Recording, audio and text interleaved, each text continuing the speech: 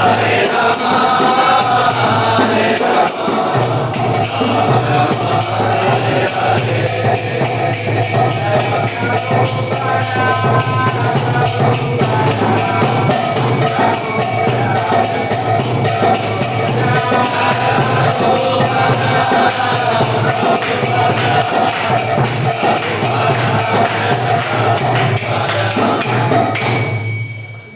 Sankirtan,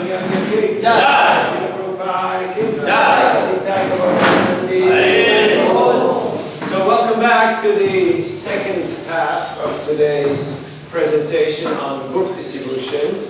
And this morning we had some pretty basic but pretty relevant topics. Anything that stuck in your mind and that's still in your mind after Prasadam that you would like to share with the group? Under promise and over fulfill. Under promise and over fulfill. Usually in the material world it's the other way around, right? People promise you the moon, and what do they give you? A little stardust, right? A little glitter. Nothing substantial. But in devotional service, Krishna says, one step you take towards Krishna, he takes 10 steps towards you. So one moment of attention can change your life for eternity.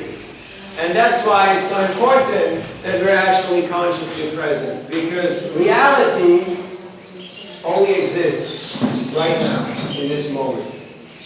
If you're dreaming about the future and you're lamenting about the past, technically speaking, you have never actually lived.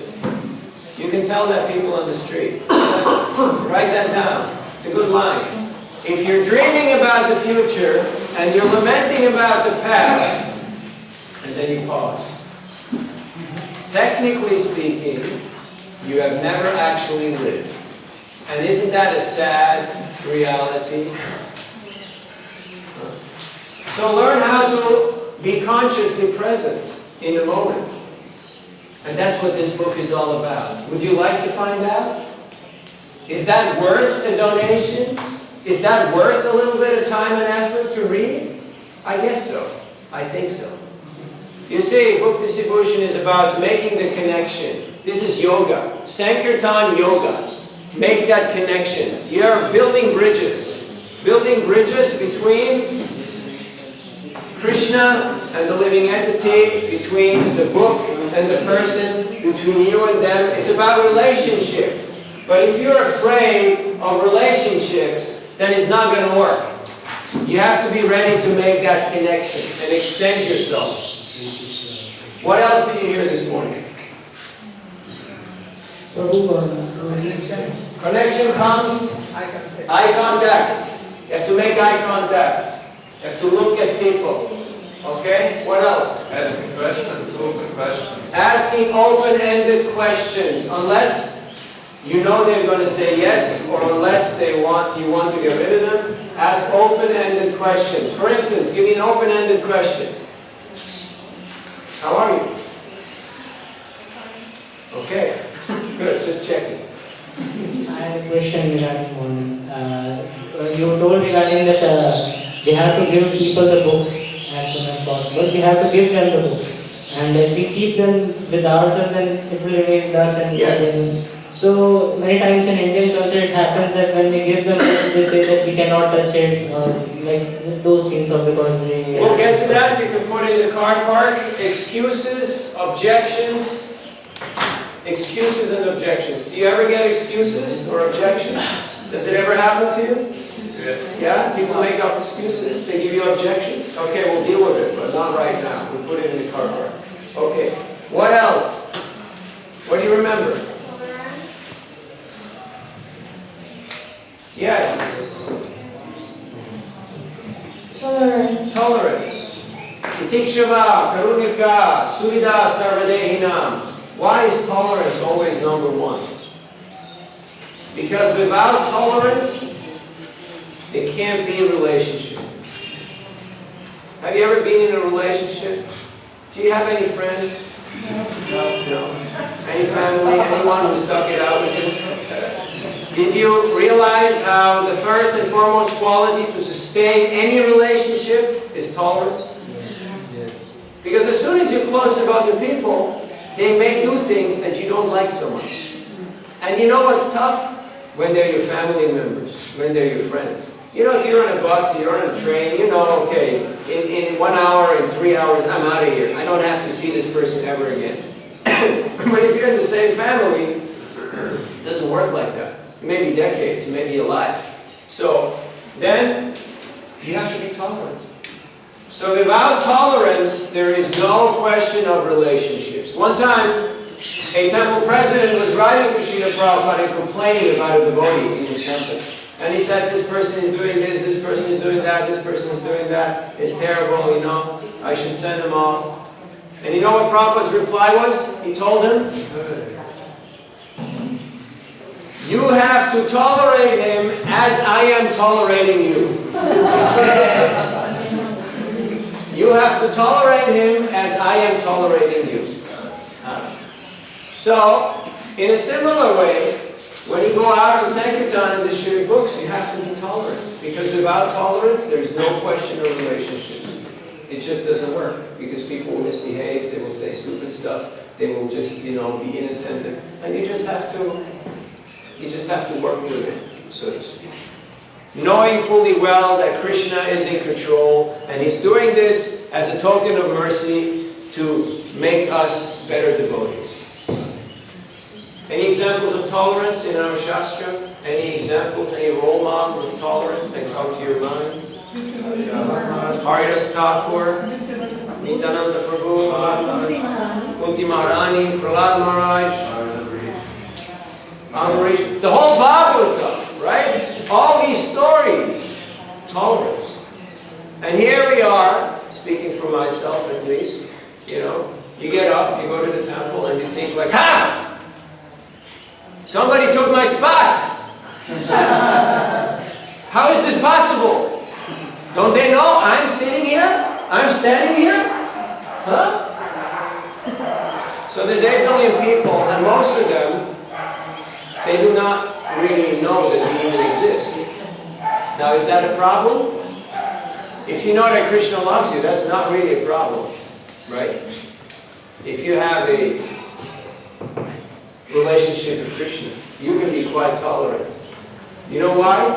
Because if you realize how tolerant Krishna is, Krishna has been sticking it out with us and traveling with us through all the 8,400,000 species of life. When we were a cockroach, when we were a bug, when we were an ant, when we were, you know, a peacock or a buffalo, Krishna was there in our heart, guiding us, giving us knowledge, remembrance, and forgetfulness. Krishna was there for us, as our friend, as our well-wisher, as our guide. And now here we are being impatient and intolerant, and we're claiming to be devotees of Krishna. Krishna is the most tolerant. At the Rajasuya sacrifice of Maharaj Yudhishthir, Krishna was doing which service? He was washing the feet. How many people attended that sacrifice? Approximately? Any idea? Any rough idea? A lot of people, yes, that's the correct answer. A lot of people were there. And Krishna washed all of their feet. He was in charge of the foot wash. Now this is God. If you come from a different tradition, Jesus, he was, you know, washing the feet of his disciples, like that. So, these are not just nice stories, these are actually facts, which are there to show to us that this is what God does, this is what pure devotees do. So if we want to follow in their footsteps, and also help spread the same message, then we should develop tolerance. And tolerance comes from doing menial service. That's why book distribution is invaluable. It is actually the school of life. Anything you need to know in life, anything you want to learn, any quality you would like to develop, and that's not an overstatement, that's an understatement, you can develop it by going on book distribution for prolonged periods of time. It comes in the package. It's not like you have to go somewhere else and become humble, or determined, or knowledgeable, or intuitive. These things come as a natural byproduct of the process of Sankirtan. What else did you learn this morning? You got a few hands up. You already said tolerance. Anyone here in the back? We got more microphones over here. Yes, you're already there, ready to roll. The greatest gift you can give someone is the opportunity to be generous. The greatest gift you can give to somebody is the opportunity to be generous. One time we were in Rishikesh, and we were doing Harinam Sankirtan, chanting and dancing in front of Lakshman Jula, just below German Bakery, about 10 of us. And there was one beggar, a professional beggar. Not a sadhu, just professional beggar. It's his job to beg. And he was sitting there with his cup. And nothing was happening for him, but he was watching our kirtan. And after a while, he became bored of just sitting there and nothing was happening. So he picked up his cup, he put it in his pocket, and he started clapping his hands and chanting. And after a while, he became enthused and he joined into the kirtan. And he started dancing and chanting with us. And after a while, he became so ecstatic, he took out a big stack of cash from his pocket, from his kurta, and he started taking 10 rupee notes and putting it into the pockets of all the devotees. And he started waving his money around. And he's showing everybody, look, I'm not a beggar, I'm not a poor person. I am the wealthiest person. Why? Because I am generous. So if you give people the opportunity to be generous, you're actually, what is it?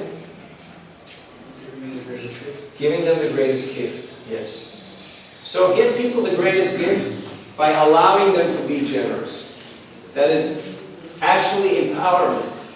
Because if we treat people as poor, as ignorant, in a demeaning way, then most likely they will act in such a way. But if you treat them as gentlemen and ladies, then most likely they will act in such a way.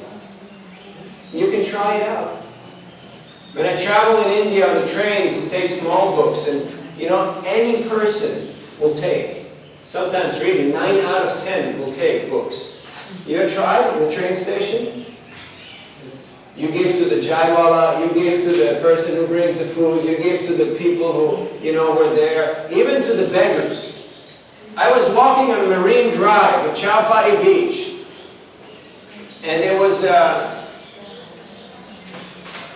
this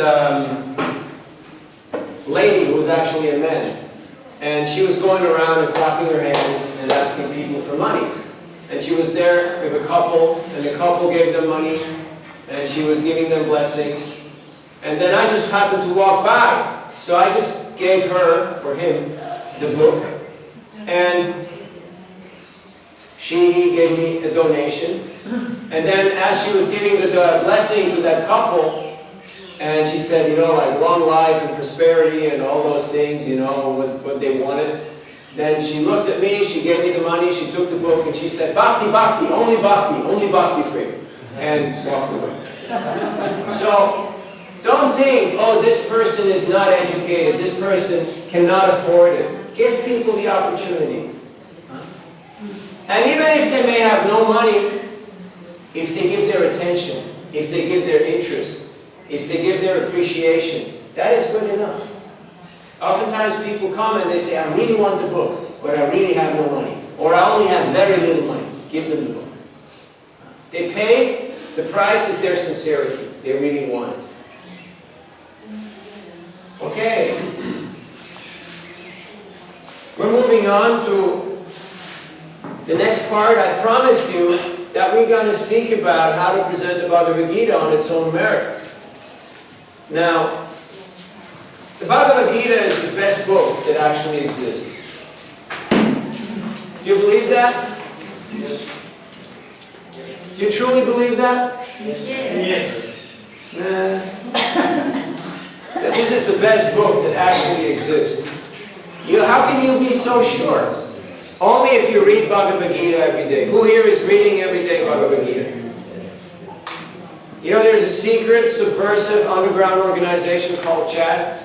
It's called a chapter a day. You read one chapter of Bhagavad Gita, the shlokas, Sanskrit, and translation.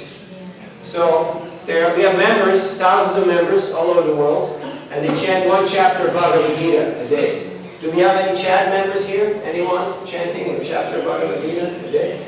There's about 7 here. Okay. So there's also a card, a membership card, which looks like a credit card. You can use it at major malls and establishments. You can purchase cars and houses with it. So read a chapter of Bhagavad Gita a day, and you will see how this is the best book that exists. Literally speaking, it's got everything, all the answers. If you're convinced of that, it will be very easy to distribute Bhagavad Gita. I know some devotees who just give Bhagavad Gita because they're so addicted to giving people the Bhagavad Gita. Because it's such a fabulous book. So how to distribute Bhagavad Gita on its own merit? Of course, you can say things like, we're coming from over here and we're going over there, give me some money and take this and get lost. It's possible. Sometimes it works. But to do this for a prolonged period of time, it's not so satisfying. So, what do we tell people when we give a Bhagavad Gita? Again, Indian context is a little different because most people know what this is. So you don't have to explain much. You just hand them this and then you just say it's 200 rupees, you know. And then either they say yes or they say no and life goes on, right? But in the West, you hand them this and then you ask them, do you know what this is? And they say, no, what is this? I say, we call them books. Have you heard of books? Right? So, then, the person has it in their hand. We need a microphone here. Maybe you can stand up so you're not turning your back towards the audience of the camera. Yeah, so, books on yoga and meditation teaches you how to get free from stress. Have you heard of stress before? Yes, I have. Now, you look very peaceful. What's your secret? You look very spiritual. I don't have a secret. Oh, really? Oh, so you're just a natural, huh? Yeah. So, let me show you this real quick. Okay? So first, you put it in the hand, and you let them hold it. Let them feel it, you know? Let them feel it. Oh, this is a nice book. Isn't this a nice book? Can you feel this here? It's This pretty brush fresh, here? pretty neat. Pretty neat, right? It looks pretty great. So, you know, Jyato Visayapam Sam, Sangaste Shubhajayate, Sangat Sanjayate Kama, Kama Karotu Vijayate. When the senses connect to the objects of the senses, what happens? They become attached. I want to keep this. This is nice. Huh? So let them hold it. Let them feel it. That's why if you go to the store, isn't it, the sari vendor, he takes out all the cloth and he throws it on the table, right? He puts it all out, feel this, you know, throws it all there. And then you become attached. So, put it in their hand, let them feel it. But then when you want to explain it to them, it's better if you say, okay, let me show you real quick. And then you take the book, and then what I do is, I turn it around and I show them on the back. Thoreau, Emerson, Gandhi, they really like this book. You can list more names of people who appreciate Bhagavad Gita. Will Smith. Will Smith, yeah. Hitler. Who else? Hitler. Well, not so famous in most parts of the world. Who else? Einstein, Tupac Shakur, Schopenhauer, Lanza del Vasto, George Harrison, whoever your favorites are, okay? Whoever your heroes are, you mention them, okay? And then, usually, next thing, and they may know or they may not know these people, it doesn't really matter, but oftentimes they just recognize, hey, this is something authorized. This is something serious. This is something important. Why? Because important people have read this book and appreciated this book. Oftentimes then, what we do is, you can say, you know why this book is special, and this works for India especially? There was over 400 editions of this book, but not one devotee of Krishna. But when Bhagavad Gita as it is came out, now there is millions of devotees of Krishna and over 1,000 temples all over the world. So that's the difference between this Gita and all the other Gitas. Because that's a question people are asking, right? I am having Gita. But this Gita is special. Why? Because this Gita has made more devotees of Krishna than all the other Gitas together. Then you open it up, and here in the beginning it says, critics praise Bhagavad Gita as it is. And you show the different universities of the scholars. Prabhupada always kept a file with these letters of appreciation from professors. And he would show people. So you can tell them, Georgetown University, Graduate Theological Union, Berkeley, mention a few names. People will like it, they will appreciate, okay, this is solid, this is serious information. Then, next thing what I usually do is, I show people the Sanskrit.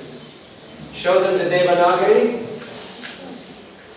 and the transliteration. I ask them sometimes, can you read this? A little bit.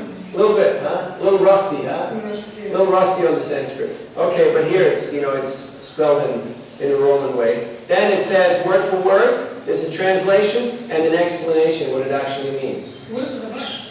Well, this book is about, let me show you. One word, one picture tells how many words? 1,000. It's a lot of words. We're very happy that we have a lot of pictures in here. So instead of saying a lot of words, you can just show them the pictures. Like remember this one, yesterday? Let the court see, exhibit number A, the changing body exhibits. We are not, you can write this down. We're not humans having a spiritual experience, we're spirits having a human experience. Now that spins their melon, that gets them thinking a little bit. We're not humans having a spiritual experience, we're spirits having a human experience. People go like, wow, did you just make that up? Huh? So you show them the changing body and you ask them, where are you on this? And everybody is humored. They all want to point to where they are at. And then you make that connection. And they want to have the book because it relates to them. Okay? I don't ask people, do you believe in reincarnation? Because that's a confrontational, closed-ended question that not everybody will be able to appreciate.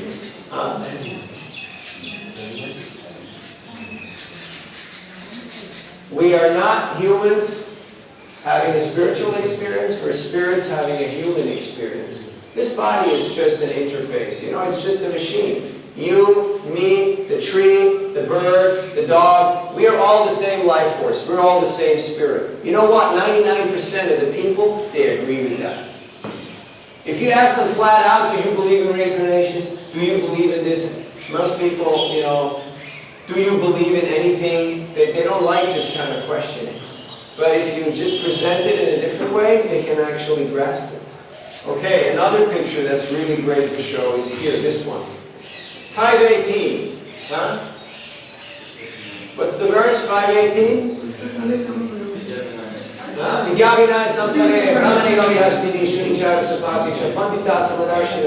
That a sage sees everyone with equal vision. It's the equal vision picture.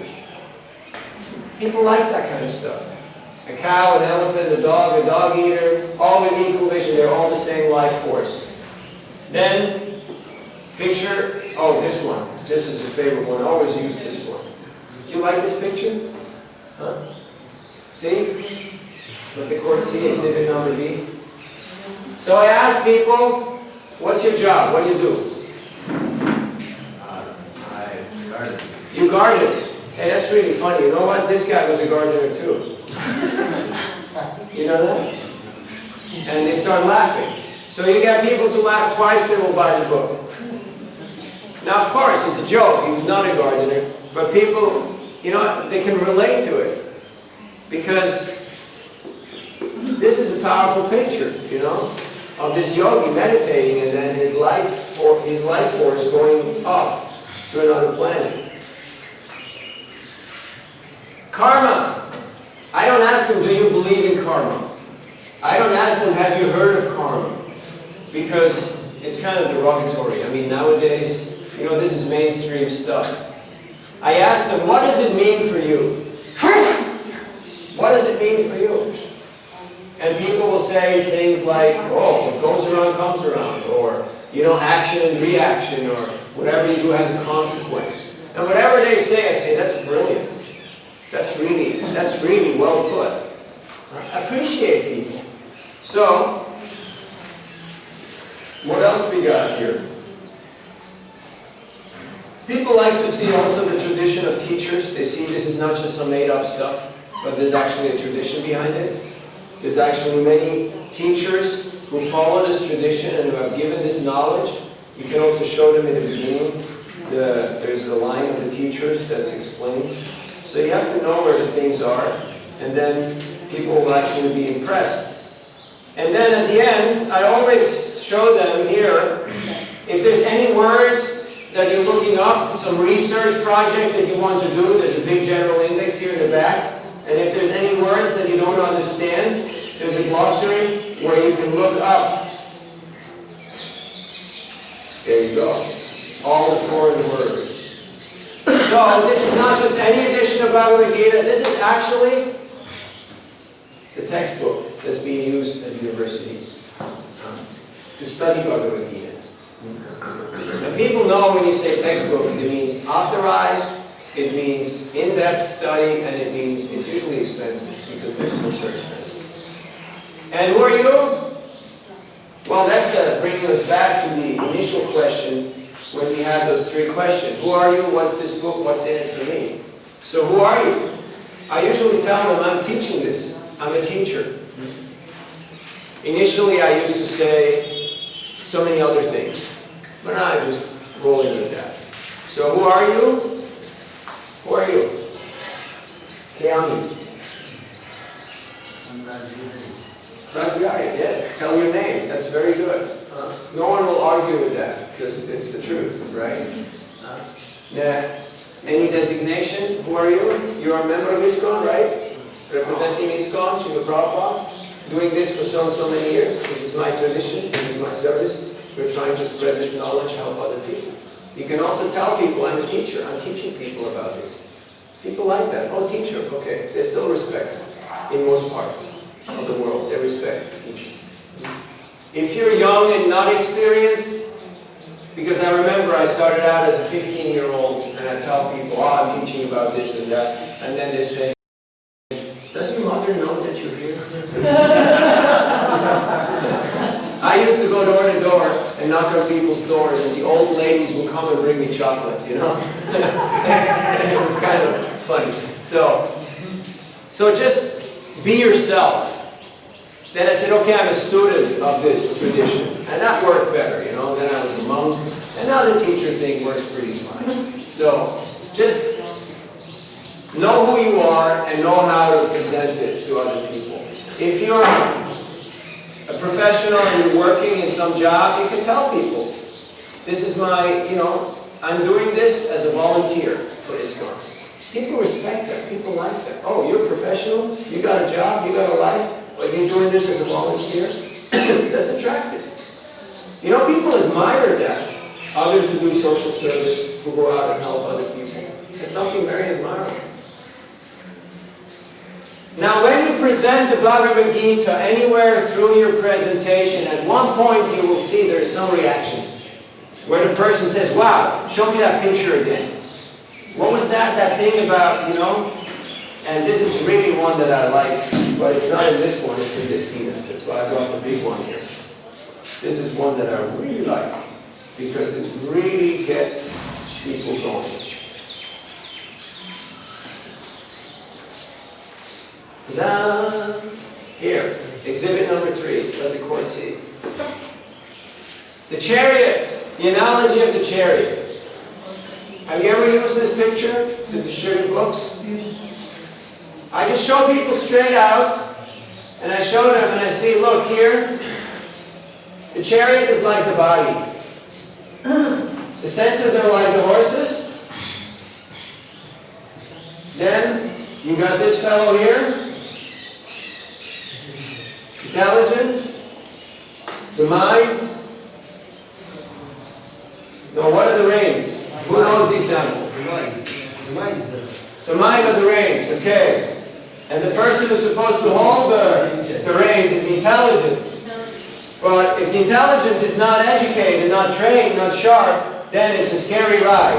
And this here in the back, the passenger, that's you, the living entity. That's your position. This really gets people's attraction. It captures their attention. They want to read this. They want to know more about this. They want to find out about this. This is what's explained here in this book. The analogy of the chariot, of the body. So, learn how to use these simple analogies. Of course, you can also just walk up to people and say, hey, this is the best book I've ever read. It changed my life. It can help you too. Please give a donation. And it works. I know many devotees who just distribute books in a very simple and straightforward way. But sometimes when you have people who are not so simple, who are a little more sophisticated, a little more complicated, they expect a little bit more. They want to hear a little bit more. Any questions on this? Yes, you got the mic. So usually in my experience, people ask questions, sometimes people ask questions that, is it religious or is it about God? How do you react to those questions? You answer a question with a question. If they say, is it religious? There's two approaches. One is you return the question by asking them what you mean by religious. And another approach is to say, no, it's not religious, it's spiritual. Because people's impression about religion nowadays is sectarian, dogmatic, according to birth, and that's not what Bhagavad Gita is all about. Raja Vidya, Raja Guyam, Pavitra Vidamuttamam, Pratyakshavagavam Dharmyam, Susukam Kartumavyayam. This is Sanatan Dharma. This is not some mundane religion. This is spiritual science and philosophy. So when people ask you, is it religion? Usually I just say, no, it's spiritual. And they'll say, oh, okay, I got it. And they're satisfied with that. Now, even later on, when you open it up and it speaks about God, etc., because it's done in a non-judgmental, in a non-sectarian way, they can actually accept it. Because their problem is not with God. Their problem is with mundane, sectarian religion. Does that satisfy your question? Yeah. Okay. Any other questions? Sometimes when I'm showing the changing bodies exhibit, after they point out where they are, I tell them that, well, actually you're the living entity, the spiritual, give them some instruction. Do you think that's too much? Or? No. You can give instructions, advice, but one thing that's really helpful, you see, as teachers, book distributors are teachers, we're the Brahmins of society. You have to know what the relationship is and how much commitment is there. This is just a new person that you just met. So the relationship is pretty fresh. There's not so much commitment there. So it's easier just instead of ordering or giving advice to just share your thoughts and your realizations and observations. So instead of coming down heavy as an authority and imposing on them the absolute truth, aggregate. We do not exclude anybody. Krishna consciousness is the inclusive process. If you truly believe that and practice that, people will feel very attractive. People will feel very involved. They will be able to relate with that. So it depends on how open-minded are we. I tell people, the mind is like a parachute. It works the best when it's open. Tell them, this book is for open-minded people. And otherwise, if you're not open-minded, I also have a crowbar and a can opener for those who are a little close-minded. So, but an open mind does help to understand the Bhagavad Gita. Any other questions? Okay, right here. Hare Krishna. Hare Krishna. So how can we become deeply convinced about Krishna consciousness and about giving people these books? By having daily, very deep communion in your spiritual practice. when you have very powerful spiritual experiences. Like you stand in front of the deity and you're chanting and dancing, you're doing Guru Puja, and the ecstasy is welling up in you, but you try to push it down in order to be able to commute and to function.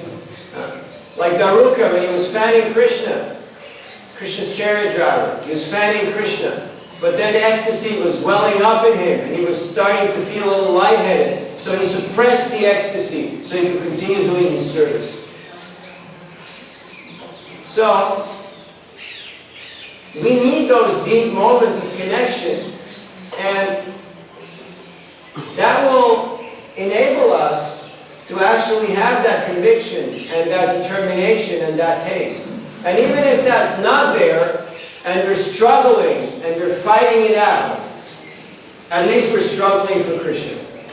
Because in the material world, you're just fighting and struggling, dog eats dog. You're just working for material gain and loss.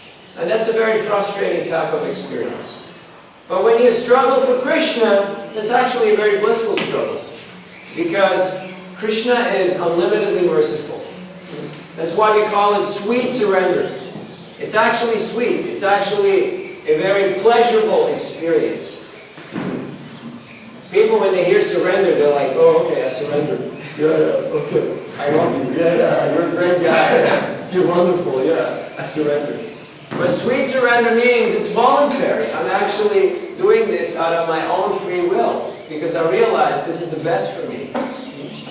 Now, of course, the mind is obstinate and resentful and wants to hang on to its own ideas. But if you realize that this is really, Prabhupada says that bhakti, devotional service, is the most congenial form of intimacy.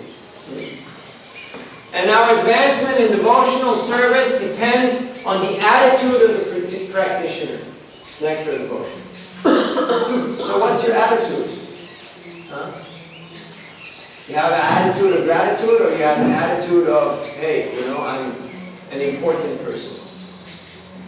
That's important to be conscientious about. And then when we have these moments, they can carry us through the days and weeks and months and years and decades, and life goes very fast all of a sudden during the second half of life. And it's blissful. Because what's important is not what's my position, what's my status, how much respect, how much worship. All these things mean nothing. Huh? You read the Bhagavatam, you read the stories about Indra, about Daksha. You read all these stories.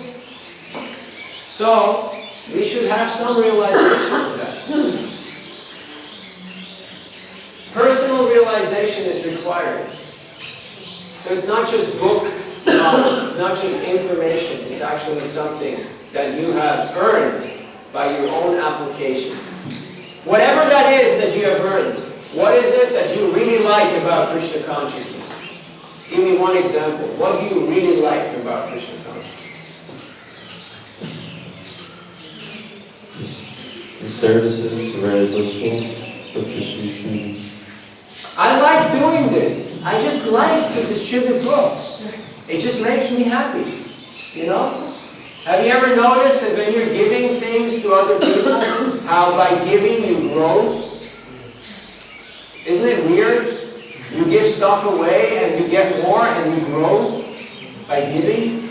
It's kind of a, you know, psychologically you think, like, how is it possible? I should have less because I gave it all away. No. Want to hear an interesting story?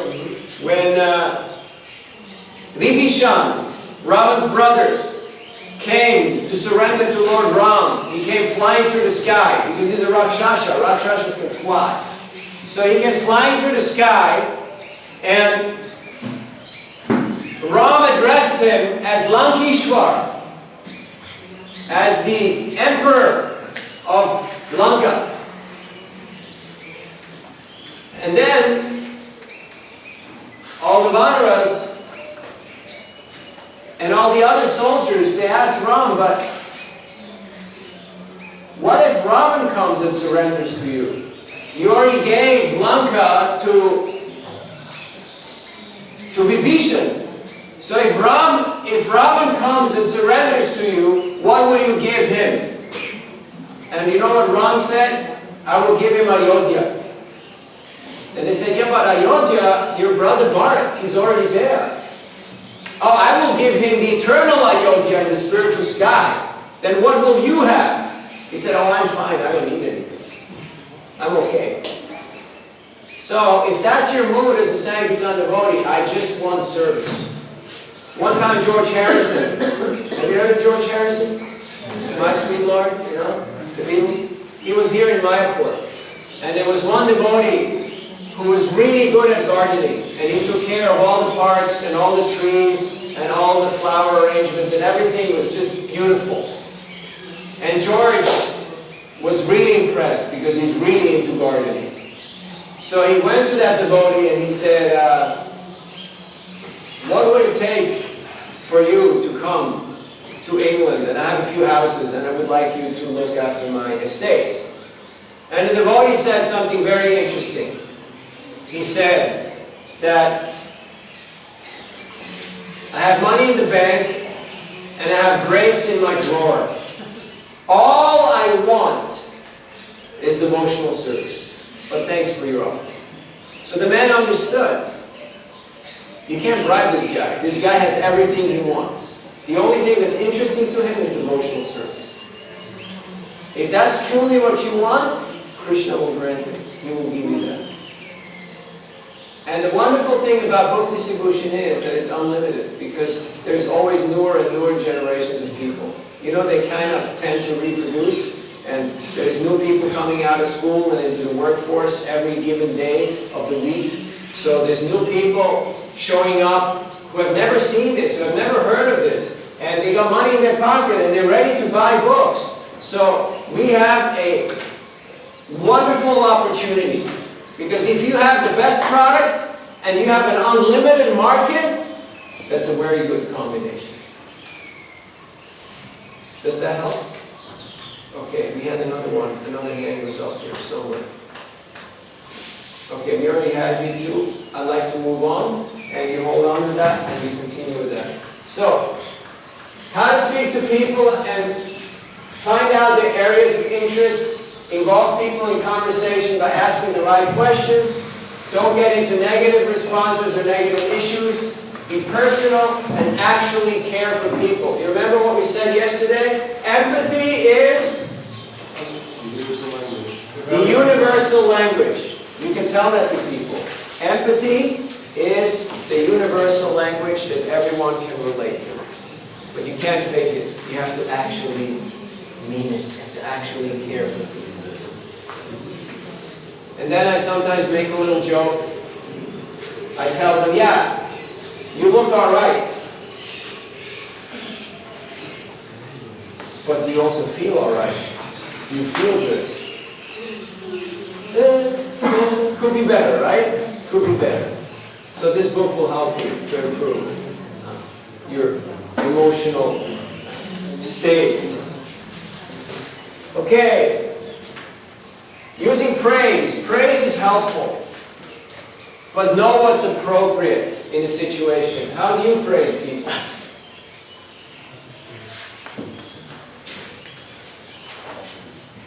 You want to know how Prabhupada praised people? I'll tell you. You were born in India. It's a special environment here, so you're so lucky. So, you know about your identity and books. You must go back to Godhood easily. Very nice. You heard what he was saying? You're born in this very special place. You're very fortunate. You can go back to Godhead. You have a great opportunity. Please take this chance. It's a very nice way of how to, praise people. So Prabhupada is saying, we know that he's a fool. We know that the person is a fool. How do we know that people are fools? they're fools? If you're in prison, you're a criminal. Of course, there's a joke amongst criminals. They say, you're also innocent, right? Huh? You're also innocent, right? They made a mistake, right? Yeah, me too. Same thing, right? So, we know that he's a fool, but we have to present it in a different way, because you can't tell people you're a fool. We shall say, there is nobody as learned as you. Are you paying attention? In this way, just make him puffed up. You pump them up. You puff them up a little bit. And then you say humbly, my only request is that whatever you have learned, please forget it. Now try to understand Lord Chaitanya Mahaprabhu. That's all. This is a different way of saying, whatever you have learned is all rubbish. We simply say, kindly forget. Now turn your attention to Chaitanya Mahaprabhu. He will not be angry. If he turns his attention to Chaitanya Mahaprabhu, then naturally he will forget all rubbish things. That is the way Prabodhananda Saraswati taught us.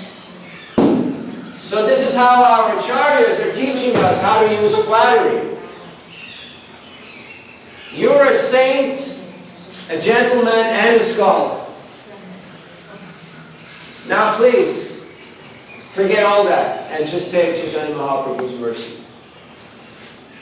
You have to learn how to communicate that in your own language, in your own situation for the people that you meet. But flattery is very powerful. It really captures people's attention. You say something nice to appreciate them.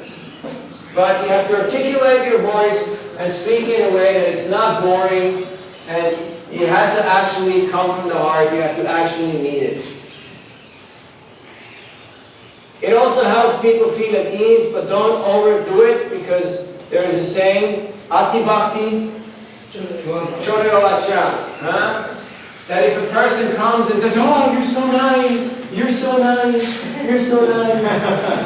And immediately you're like, oh, where's my wallet? Where's my things? Or they start praising you too much. Immediately, when somebody starts praising you, you should know,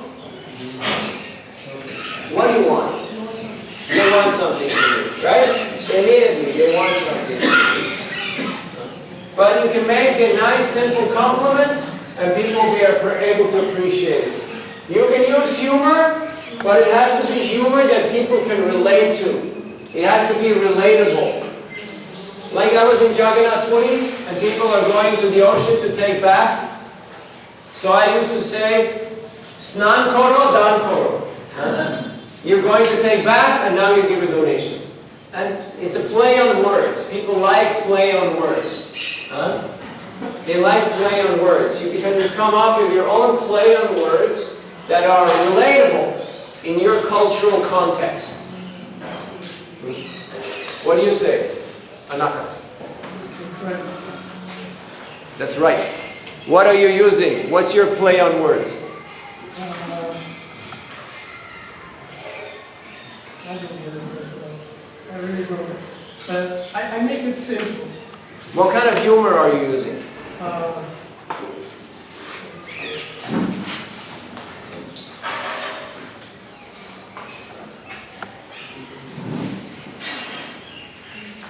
Usually I don't use... You're very serious because you're a priest. You're a sober Usually I gentleman. I try to smile a lot and to ask, to relate to the people, how they feel, how are they, what can I do for you, it's good for you, something like that. Okay. Humor is something that I use only when the relationship is already established. Okay, you keep the humor for later on, not for the first. Besides also where we are distributing mostly door-to-door, shop and offices. So, I got a good one for you. I keep it on. Thank you. When you go door to door, you knock on the door. And then what do people ask? Who is it? I say, it's me. It always works. It always works. They just say, it's me. What do you want? Sometimes they ask, what do you want? I have to bring you something. Open up. You just have to establish that relationship, and people will be able to relate to you. So, it's not complicated. But again, it has to be personal. Don't be judgmental. Don't use humor or sexual connotation. You have to know how to behave properly so that people will be able to appreciate you.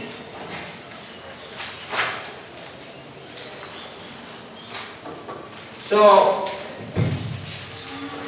all this is in your student handbook. This is your homework for tomorrow. You read lessons 5 and 6. After a while, you become more expert by reading people's minds by just looking at their faces.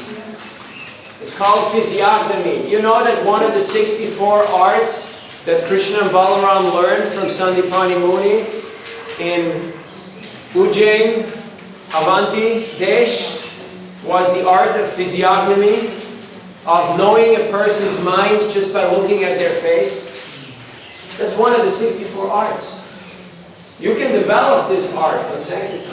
Just by looking at a person's face, you will know their mindset.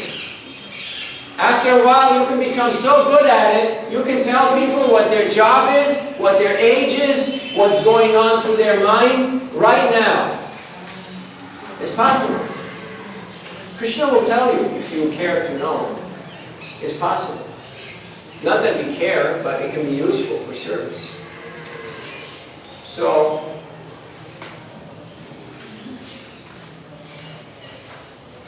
any more questions or comments on this topic? It's a very wide topic, the art of psychology, and some of you are more tuned into this and others are not so much bothered by it. But no, it's not just what you see, but there's a lot of non-verbal, non-visible interaction and things going on. And Krishna will reveal to you how to access people's heart through your sincerity, through your prayer, and through your humility. People are attracted, people are drawn by authenticity. You know, people are tired of having seen somebody who just puts on a show because they want to sell them stuff. They can see right through it. They can immediately sense it. So what they're really looking for is for an authentic experience. Something real, something of substance. That's what they're looking for. So, can we deliver that? Is that possible? Yes. Consistently? On a day-to-day basis? Absolutely. That's what Krishna consciousness is all about. Right? So, and that's why Krishna is the all-attractive, because he is consistently real. He's consistently available and accessible to each and every living entity. Did you ever pray to Krishna and Krishna did not respond? Did you ever have that experience? Krishna is always available. Of course, sometimes it may seem like he's far away, but he's actually right there. He's just, you know, giving us what we need in the situation in order to grow and to mature, so to speak. So all these different aspects, initially they may not mean so much. Oh, psychology, book distribution, what is that? I'm not a student of psychology, you know. Well, whatever is useful for your service, you will learn it. Krishna will teach it to you. What I found are the two most compelling factors to actually get people to take books. One is friendship. People are looking for friends. Do you ever wonder why people spend so much time on social media? Because they have nothing to do. They have nothing to do, yes. And they're bored. And they want to have friends. Or think that they have friends. I have people telling me, you know, I really don't do social media. I just have 5,000 friends, you know. I really handpicked them, you know. I really know them well. And you're laughing, because how can you know more than 5 people? I know a few of you here, I know a couple of names, but really to know somebody, that requires effort, that requires commitment and relationship. You have to earn that trust. Just because somebody clicked on your picture and said, yeah, I like it, you know, it don't mean nothing. So people want friendship. If you can offer people friendship, just without bias, without expectation, you just extend yourself and say, hey, you know, Krishna is the well-wishing friend of all living entities. Suridham, Surit. He's the Suridham Sarvabhutanam. Of all living entities, Krishna is the friend. So as a devotee of Krishna, I should also be friendly, at least, right? To all living entities. It's possible, isn't it? We should try. We should try. We shall try. If people sense that you are friendly, that will be very attractive to them. And they will take the book just because you're a friendly person.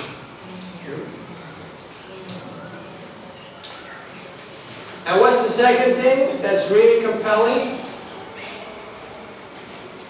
You tell me. When you make personal requests, when you ask people, because once you have established a friendship, what do friends do? They ask you for things, right? They say, okay, can you do this for me? And yeah, you try to please your friends. You try to make them happy, right? So you ask them, can you please take this? This would be good for you. Can you help me? Can you give something? Yes, because there is a relationship. Because humans take pleasure in relationships. Because rasa, or experience, only comes in relationship.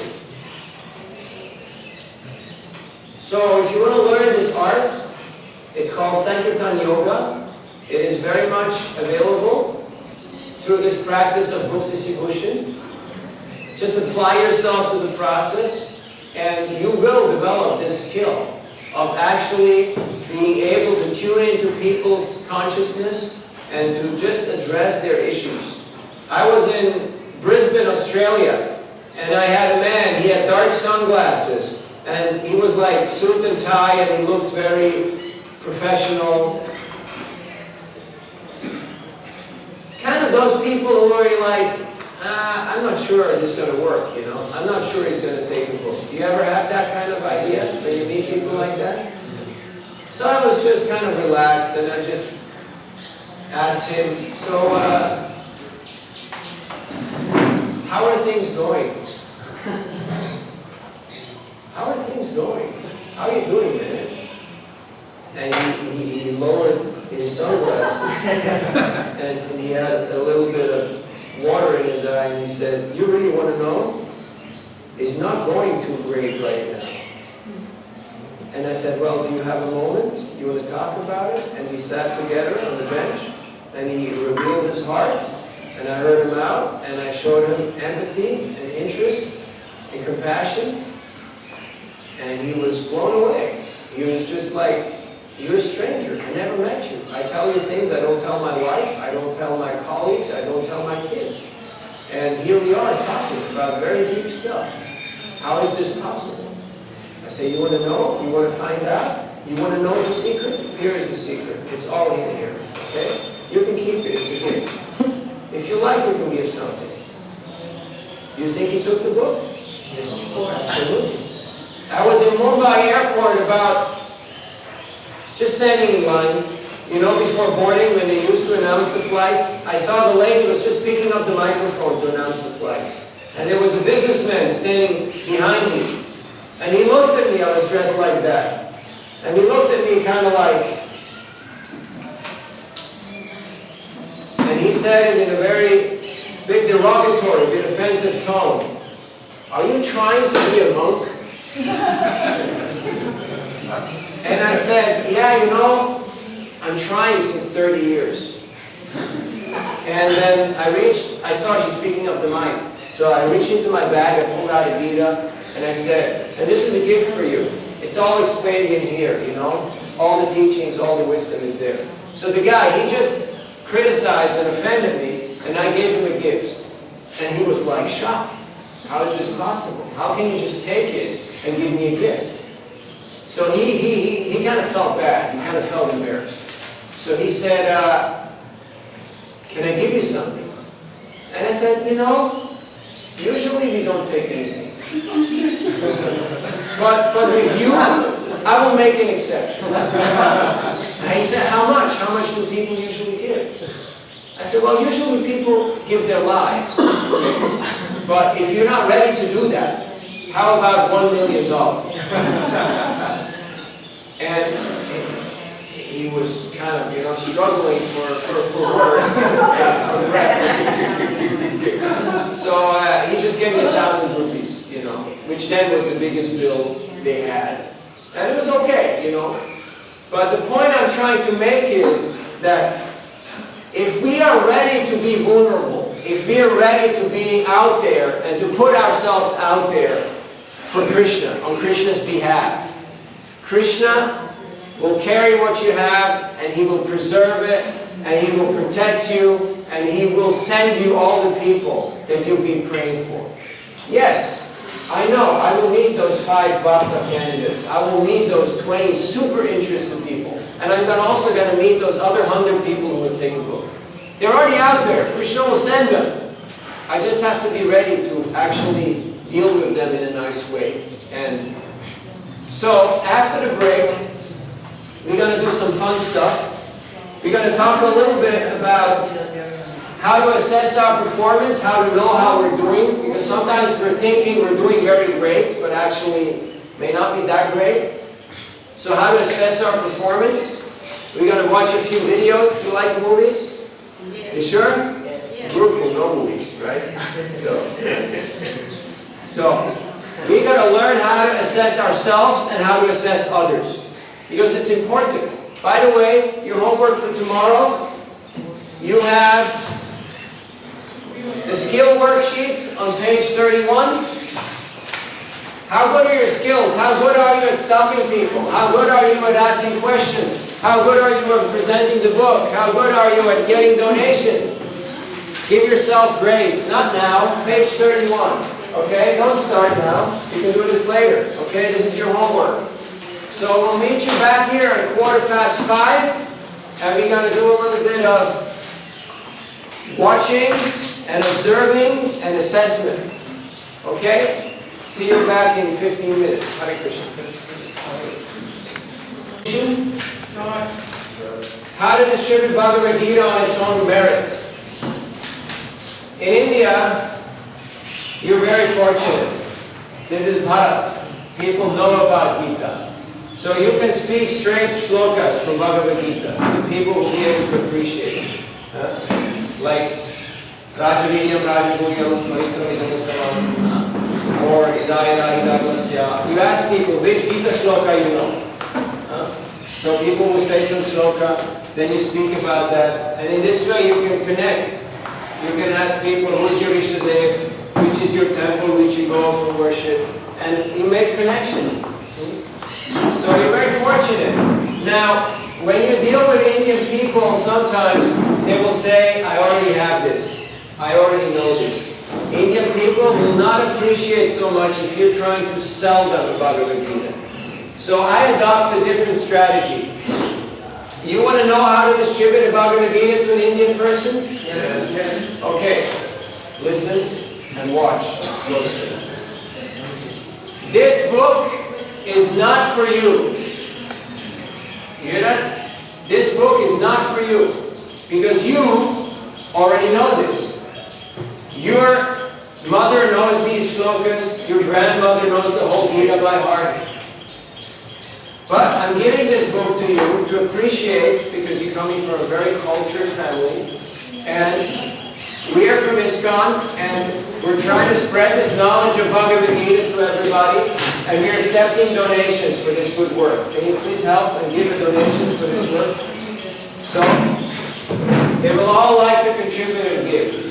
So they give you a gift, you give them a gift, and everybody goes home happy. But don't try to sell them something that they think they already have, or that they already know. Slightly different approach, slightly different angle, but it works. Like in Japan, for instance. Japanese people are very traditional. They're very much into culture. We got 20 Japanese people right here in the building. You may have seen them, right? So, in Japanese culture, when you see a monk, there's no question of business interaction of any sorts. But people bow down, they give gifts, and they exchange gifts, and they bow down again, and then they move on. So it's just a different culture, it's a different mindset, and you have to be aware of that and validate that. So, presenting Bhagavad Gita on its own merit, give people as much information as you can in very short time, but oftentimes, less is more. Talk less and let them read so that they have more interest, they have more questions, they have more appetite. Don't try to flood them with too much information. So we're going to watch a few videos, but before we get there, I'd like to draw your attention to guidelines and customer care. You remember one of the principles and values, customer care? We should care for the customers. And it's there in your student handbooks. We're not going to get into it in detail, but you can read it and let it roll around your head. I'm just going to mention a couple of points. Only 4% of dissatisfied people will ever complain. 96% of dissatisfied people go away quietly. They will not object, but they will never come back. 91 will never come back. That's pretty heavy, huh? Do you know in any business that repeat customers are the best type of customers? I have people buying from me books every time they meet me. Every time they meet me, they will take something and they will give something. Just because you've established a relationship or rapport. So, there's different surveys of why people get upset, different things you should do or you should not do. So this is your homework, guidelines of customer care, something to be mindful about because we're devotees. Krishna cares. Devotees should also care. Sometimes you distribute books, but you slightly miss the target and you are not so happy because the person did not have such a great impression. So then Krishna will let you know through the super soul, sometimes through other devotees, sometimes through the people. And it's a work in progress. We have to learn how to take in that feedback. So there's different types of feedbacks that you get. I already mentioned a few of them. First and foremost, Krishna, the Lord in the heart. Does He ever give you feedback? There is a saying that many people talk to God, but very few ever listen to Him. You may be talking to God every day, but are you ever actually listening to Him? What He wants to tell you? As Sankirtan devotees, it's imperative for us that we actually tune into and become introspective and actually hear Paramatma. What is Krishna trying to tell me here? Are you trying to do that in your Sankirtan? To be guided by Krishna? That's blissful, right? When Krishna moves you along and He gives you the words and He sends you people. So, then there's other types of assessment. There's assessment by our teachers, by our seniors, our authorities. What other types of assessments are there? It's not in the handbook. Ourselves. Ourselves. Is it important to be able to assess yourself? Yes? Yes? No? Confused? No idea? No opinion? All these student handbooks, they're here for self-assessment. This is adult education. It's up to you what you get out of it. So you do your homework, you study, you extract the essence, you see how it applies to you. This is not third grade, you know, where somebody will watch over you and dictate you what to do. You have to be self-motivated. So self-assessment is a big part of that. That we're able to introspect and to see, how am I doing? What's another type of assessment? Peers. Peers. Do you have any peers? Who are your peers? The people here in the classroom. Who else is your peers? Friends. Who else is your peers? Anyone who can challenge you is your peer. Did you know that you should have 20% of association with seniors, 20% with juniors, and 60% with peers? 60% you should associate with people in your own bracket, in your own age group or swabhav. So peer assessment, very important. And you should listen to them. Why? Because they're your friends, they care about you, they're close to you, they can actually see what oftentimes we cannot see. And they can afford to tell us what we don't want to hear because there's some friendly relationship going on. Who else will give you assessment?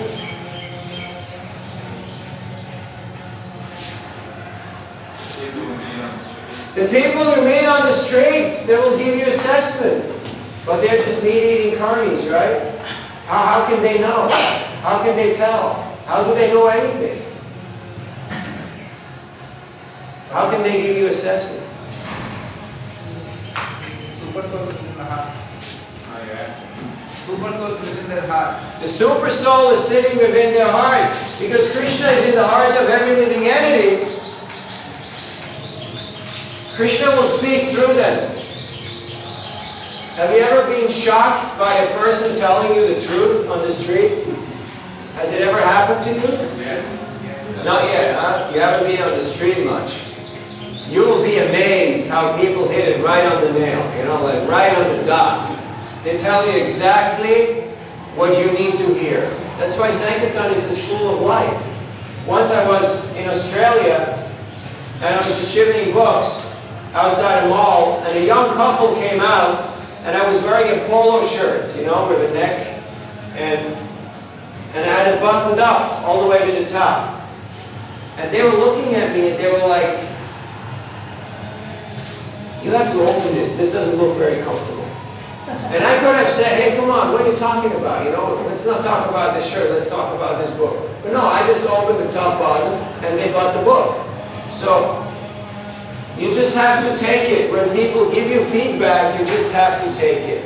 Don't fight back. When feedback comes, don't fight back. So, people will tell you all kinds of stuff. And you have to be able to extract the essence. And leave the rest. Don't get distracted. Don't get disturbed. Don't get depressed. So, customer care. Take in the feedback and absorb the essence. What we're going to do right now is we're going to watch a few videos, and I'm going to ask you, what did you see and what did you hear? Are you ready? Okay. Let's go a little less. This okay? Better? Yeah.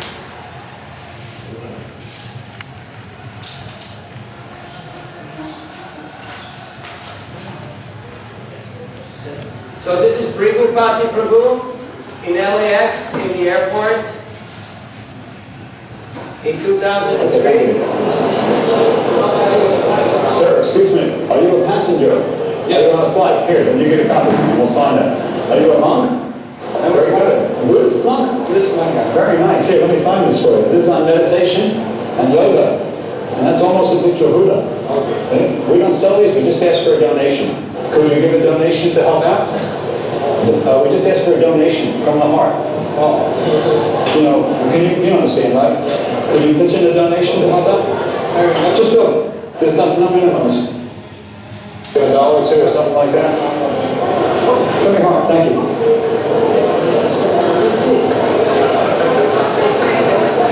Yeah, thank you so much. Thank you. Okay, Hare Krishna. Thank you. What did you notice?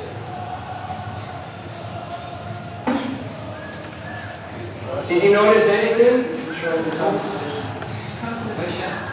Confidence, control the conversation. Dress. How is he dressed? Professional. He looks good, right? Yeah. You have your hand up, or you're just exercising. You put the book in the hand.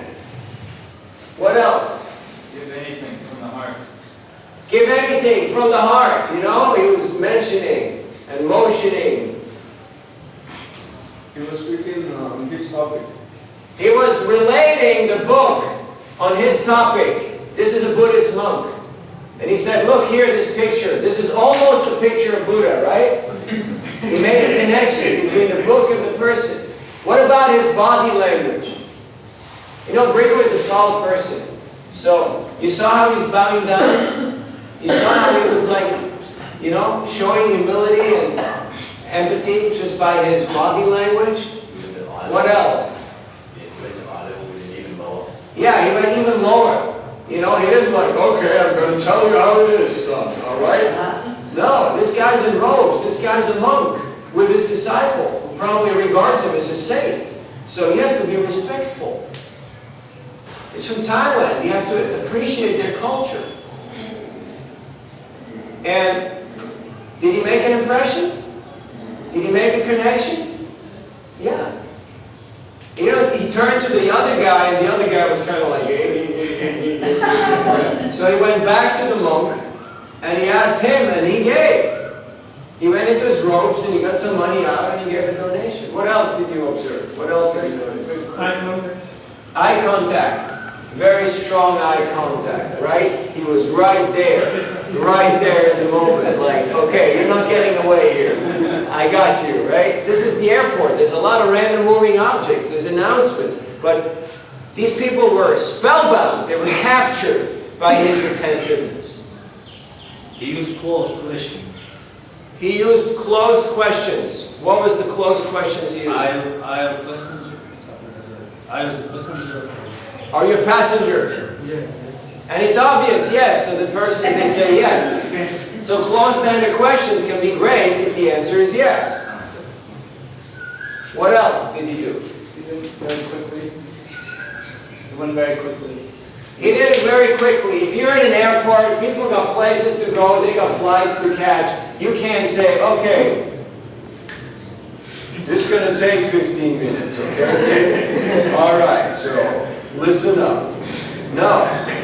They don't have 15 minutes. They may not even have 15 seconds. All you have is one moment. How long do you have? 1 moment. And Animesh. 1 moment. And if you're not attentive, that moment is gone. And that person may just disappear into oblivion, and you may never see them again. And before you fall asleep at night, Krishna will tell you, why did you let that person get away? There was a nice person, but you spaced it out. You just lost it because you were not attentive. So Krishna consciousness is really about being conscious of Krishna. But before being Krishna conscious, you have to be conscious. You have to actually be awake. You have to be present in the moment.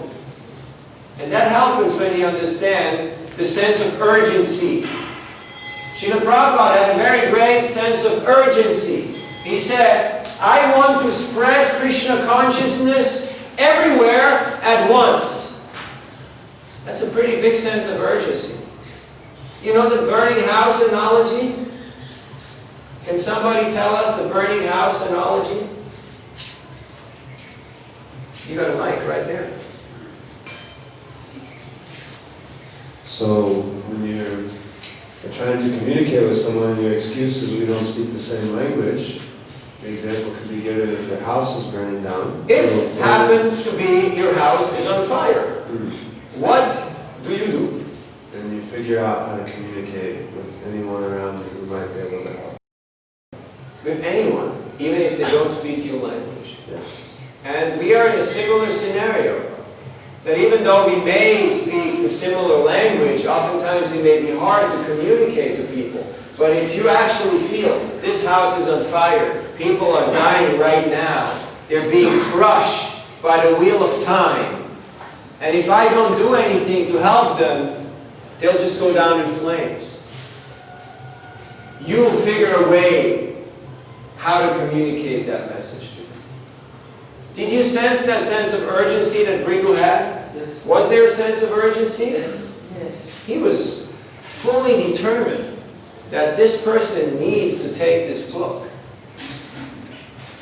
So, you can see, this takes practice. He's been doing it for 40 plus years, so you're going to see some more?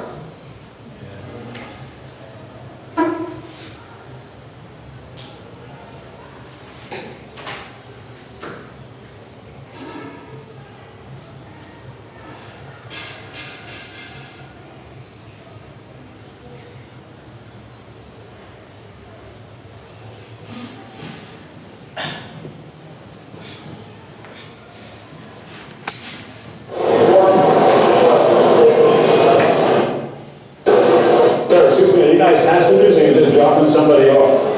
We're just getting a flight, yeah. All right, you get a copy. We'll sign up for you. Married or just friends? Okay, yeah, you look too happy to be married.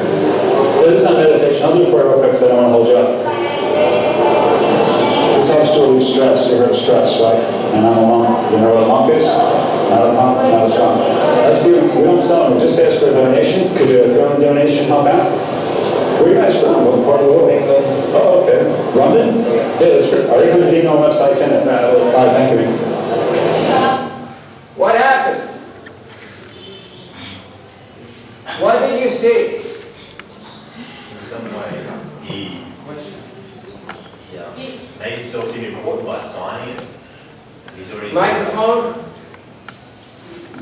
I don't know what the right word for it is, but by signing it, he's sort of placing himself as someone significant. Already sort of placing himself like yes, important in some way. Because he signed his name in the book. Otherwise, it wouldn't matter if okay. anybody's not. Thank you. What He's else? very confident. Open. Super confident. Yes. Open-ended question. What were the open-ended questions? Excuse me, are you guys just coming in or dropping someone off or something? Are you traveling or just dropping somebody Yes. off? Yeah. Open-ended, giving different options. Okay, what else? You can just shout. And I will use humor. He said, you know what a monk is? We're not a punk or a skunk. yeah. Play on words. Monk, punk, skunk. You know, people like riddles. It captures the mind like that. What else? You guys look too peaceful to be married. Are you guys married or just friends? You look too peaceful to be married. You look too happy to be married. You know what happened? She just walked off. You saw that? Very risky business. Be careful. Don't go there.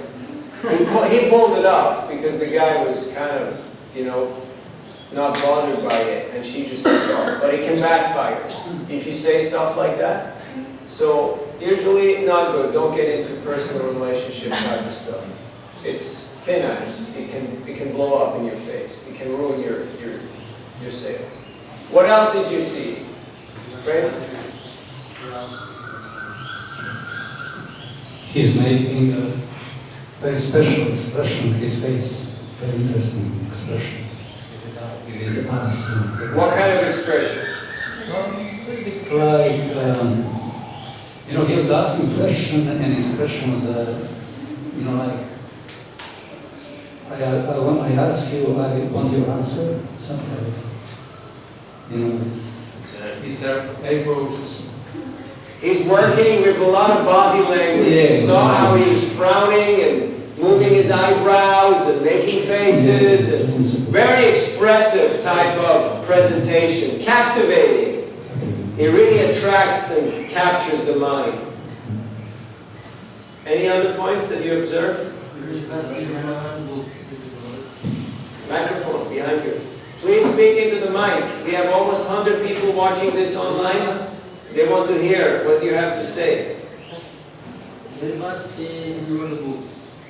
Into the mic, loud and clear, please. Very fast, he handed over the books. Very fast, he handed over the book, yes. Because an airport is a very fast place, so there's not much time to waste. So you greet them and immediately hand the book to them. Very good. You asked about the nationality from England. From England. And then what was the next follow-up question? From London. The guy said yes.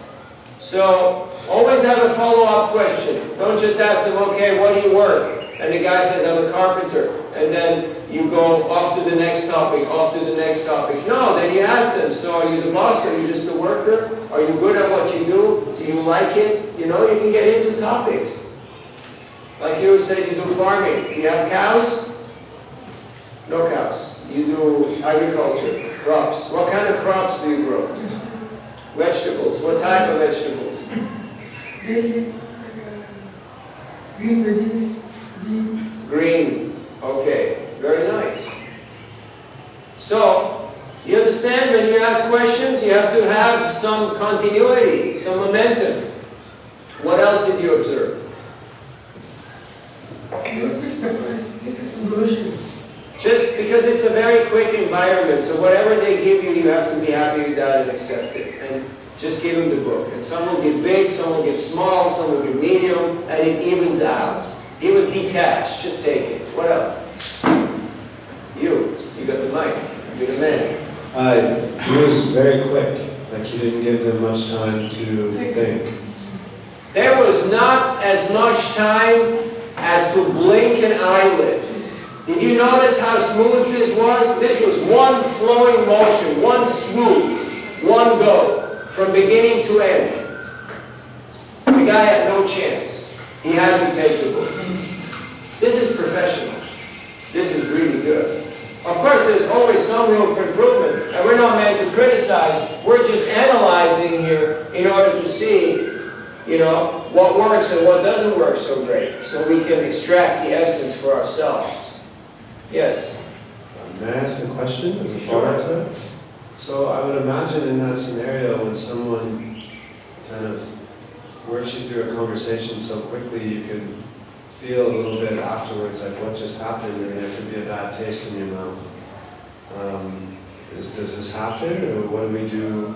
Generally not, because if the book distributor has done it in all sincerity and in all humility and in a service attitude, the person can sense that this person had my best self-interest at heart. He was not a con artist. It was not about money. It was not about something else, but this person was actually sincere. People will notice that, even if it goes very fast. So it's not a matter of speed of interaction. It's a matter of actual sincerity and actual commitment. Okay, we had today Vijay, so we would like to see something from Vijay.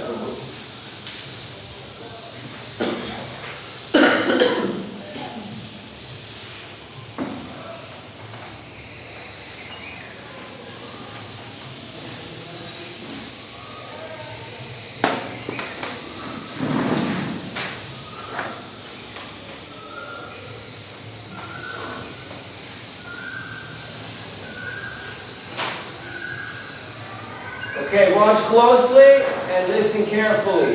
You gotta have your eyes open, otherwise you won't know. Excuse me, guys. So who's the most intelligent between the three of you?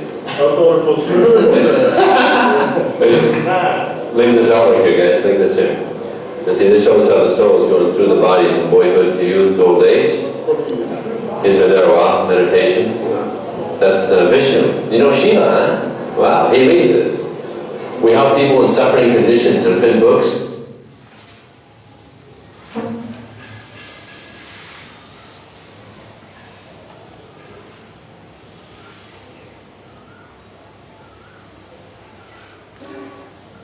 Tip on the Bhagavad Gita. The first chapter is like an introduction. The second chapter starts the teaching, so don't get stuck on the first chapter. And the address to our temple is in the back of the book also. Okay? Thank you. Bye. What happened?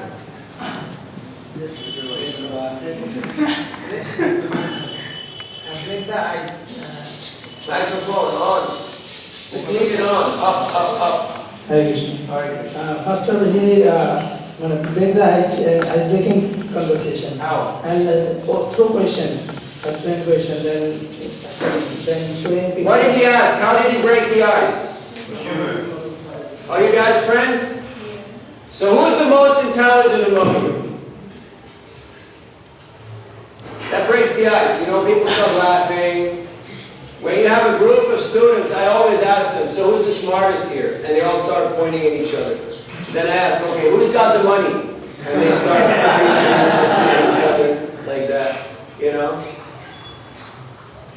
You have to capture their attention. Otherwise, they're students, they're all over the place, they're distracted. But if you know how to break the ice, you can capture people's attention. What else did he do? Show them the picture. Okay, soul going through the body. What else? Something in the back. Shakatari, what did you see? I think he shortly explained what is about Bhagavad Gita. He actually gave him Bhagavad Gita as a nutshell, in very sutra form, like small condensed version. He spoke about the Gita. Very beautiful. Yes? He appreciated when the person say, I know Shiva. Yeah, the person said, you know, Shiva. And then he said, hey, he knows this, you know? This guy knows this. And then immediately that person felt special. He felt recognized. He felt appreciated. And he was the one who gave the donation. He took the book. What else happened? Parmeshwar? So he showed to me, at least, and probably then they felt it, that this guy is not after money. He really cares, because at the end, he was saying, hey, don't be stuck on the first chapter, teaching start in chapter 2, or something like that. Like he's sharing more than after he gets the donation. Under promised, over fulfilled. Always make him feel that they got more than what they paid for. Madhu Govinda, you had a point? Did you see that was one guy with the phone who went off to the side just talking on his phone? How did he deal with him? He just let him do his thing, you know. If somebody is busy doing something else, just let him do something else. Just don't bother about it, you know. There's different strategies you can use when you're dealing with groups of people. It's a different ballgame if you have one-on-one or you have groups of people. Often if somebody wanders off, let them wander off. Except if it's families. And either the wife or the husband wanders off, because you know they'll have the money. So don't let them get away. Call them back. And say, no, you come back here. We need you right now. Okay, anything else that you saw? Yes, Prem. He was extremely confident. He was very confident. He was super confident, cool as a cucumber in an icebox. Right? It was totally chill. Like not agitated or nervous or insecure at all. You saw how he stood there? You know, okay. You know, we're showing this. You saw his hand gestures, how he was explaining? Like, hey, you know, this is my spot, and this is what we do, okay? I'm going to show this to you. Not in a derogatory or in an arrogant way, but just in a very confident, in a very, you know, Krishna conscious way. Okay, next.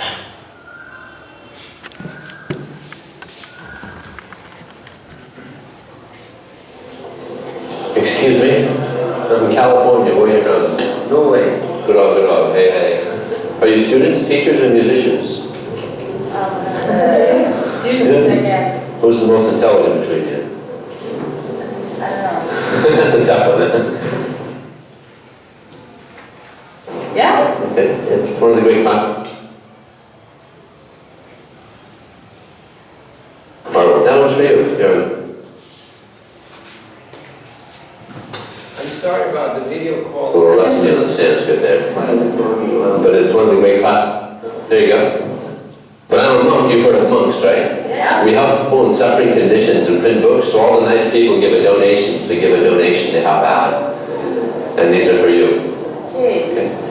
Yeah, let's see, we'll give 100 or so for a good cause from your heart. You have good hearts. Okay, thank you very much. Okay. Okay, thank you very much. Always more to learn, right? Yeah. Thank you very much. You take that. So you all have one now. Yeah. You have a wonderful day, okay? Yeah. The address to our temple is in the back of the book, but we also have a restaurant here. Okay. So come and visit. Bye. What happened?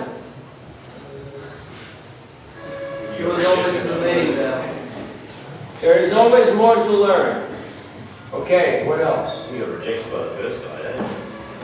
You get rejected by the first guy? Did he turn his back and made you walk around? Yeah, the first guy just didn't respond. He just kind of avoided He it. ignored him and he had to Yeah. submit or something like that.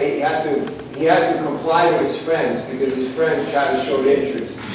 He came around. Yeah, he brought them all in. What else happened?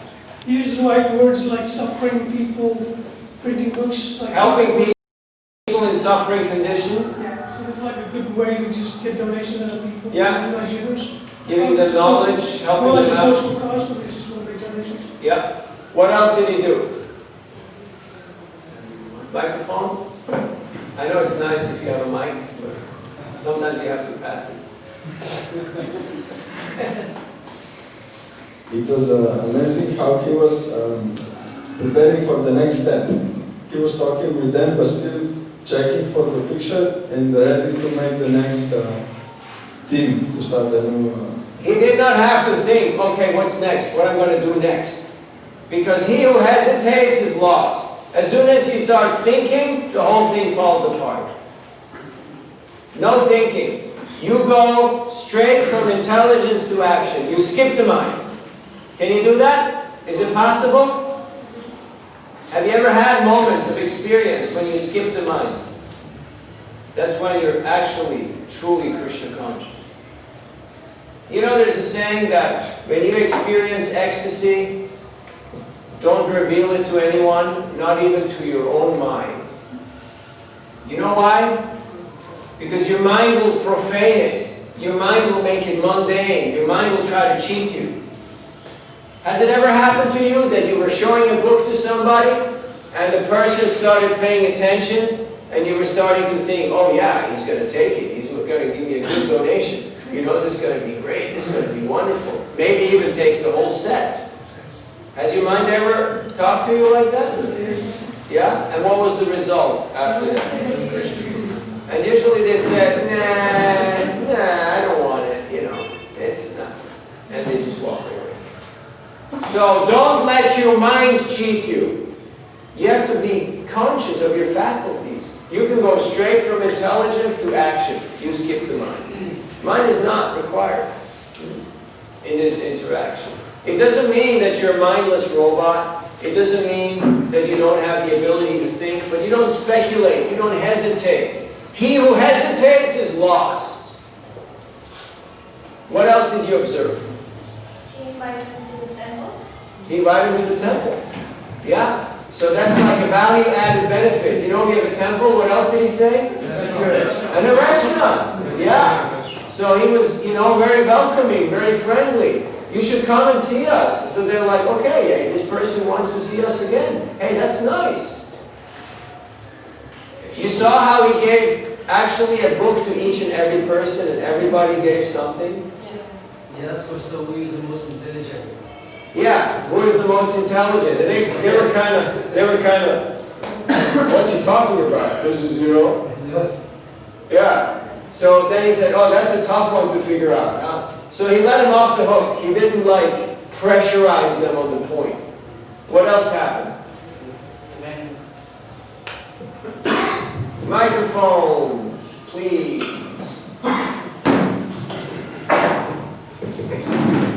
When they asked that how much to give, so he didn't told that this is the printing price or something price. He said, like, generally people give 100 cents or some this much money. So he gave them an indication and they complied.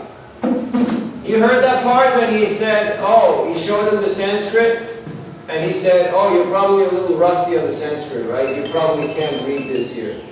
Yes. So he made a joke, but he didn't like rub it in. So, how do you like his presentation? Very natural. It's excellent. Okay, what else we got? We got our friend here, Jagarana. I really like that one. I hope you like it too.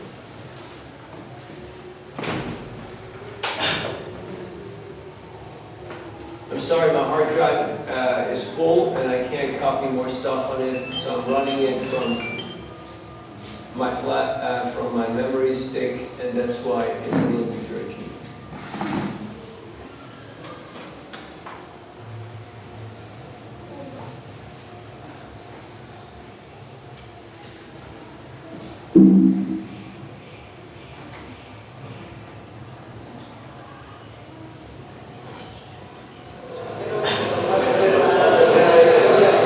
Excuse me, miss. Do you guys speak Spanish or English? Yeah, I speak Spanish and English. Mucho gusto.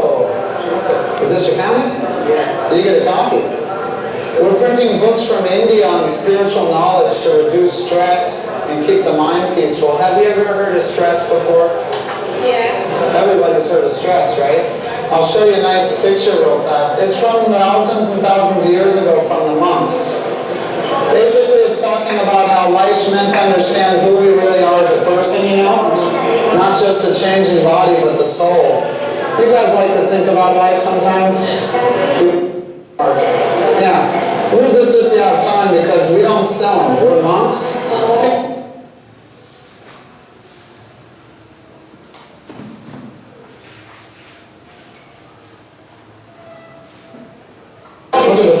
Could you guys throw in a donation and help with the printing? Más o menos contribution for the...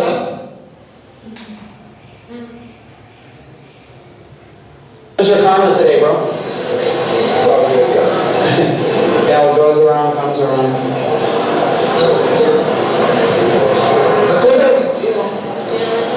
I can give you change. It's fine. Whatever you like to give. No problem. Can you guys throw in a few hundred too? You guys are into our vegetarian restaurant in town. We'd like you to visit us. We try to 5 or 10, whatever you can afford.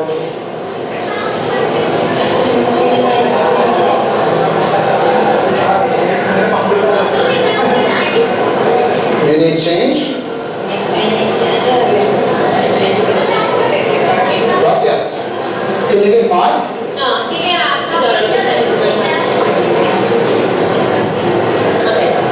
Now you guys want all of them, or can you share a few? Or keep this one for sure, because that's our veggie cookbook, and this one I think, that's my favorite. Because it's all different ideas of the spiritual masters of India. Thank you. Gracias. Hare Krishna. Okay, what happened? What do you remember? Do you guys speak Spanish or English? Yeah, you could see. I mean, they're Latinos. You can see, right? So, but you guys speak Spanish or English. So we gave them options. And then he responded in their language. And he said a few words in Spanish, like, you know, something. What else? I think in the end they told him Hare Krishna, or he told them. No, he was saying. Oh, what else? He engaged all 3 of them. He engaged all 3 of them. He wasn't just dealing with one person. He kept everybody busy, engaged. Yes, very important. When you deal with families or groups, don't just ignore one person. If you ignore one person, that person is the one who's going to ruin it for you. I guarantee you that. So give attention to everybody, make eye contact, show them appreciation. If they don't want to talk to you, that's fine. But still, give them some attention. Yes, Warren? A lot of people were mentioning like hundreds of dollars, so a small donation doesn't seem so much or something. Yeah. They mentioned a large amount of money as a joke, but then a little bit. Yeah, to the boys, you know, the mother is obviously the one, these are teenagers. So the mother is the one who's going to give the donations, but he's turning to the boys and he said, can you guys also throw in a few hundred, you know? And the last guy, he also said something about 100. Usually it's people about 100 or something like this. So that was in Sweden, and 100 krona, that's different currency. So it's not that much. But it's relatable.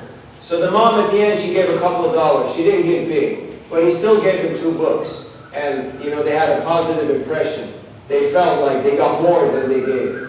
They were happy. What else did you see? Thank you. Any other point? Invited them to the restaurant. Invited them to the restaurant, yes. What else? In the back. Did you see? Did you hear?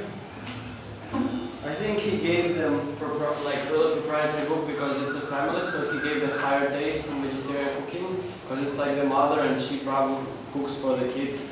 So he gave like proprietary book. Yeah. He gave them something that they could appreciate. Yeah. He related the books to them, and he gave them what they, made them happy. So that's important. Don't just give people like 5 books and then take them all back and give them a small book and send them on their way. It's not a good way how to do things. Sometimes you may get a little less, sometimes you get a little more, but make sure that when people walk away, they feel they got more than they paid for.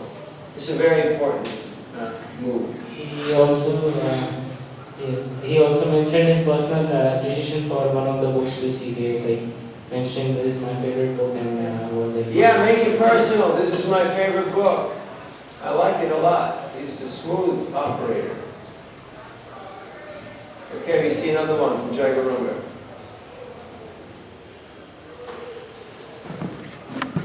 Okay, do you like spiritual books? Not really too into it. Okay, maybe we'll meet you when you're more spiritual. Yeah.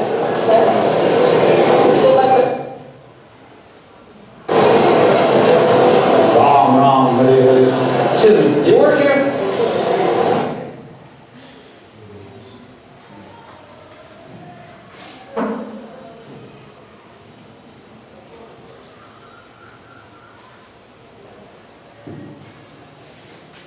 You get a copy. Donates to the people. The teachings from the Himalayas. We're monks, Turn books from Vedas, ancient teachings. You guys look like you've been on a vacation. You look very peaceful.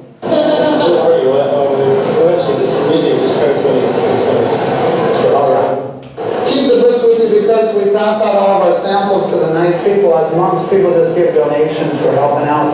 My name's Gorango. What's yours? Malcolm? Good to meet you.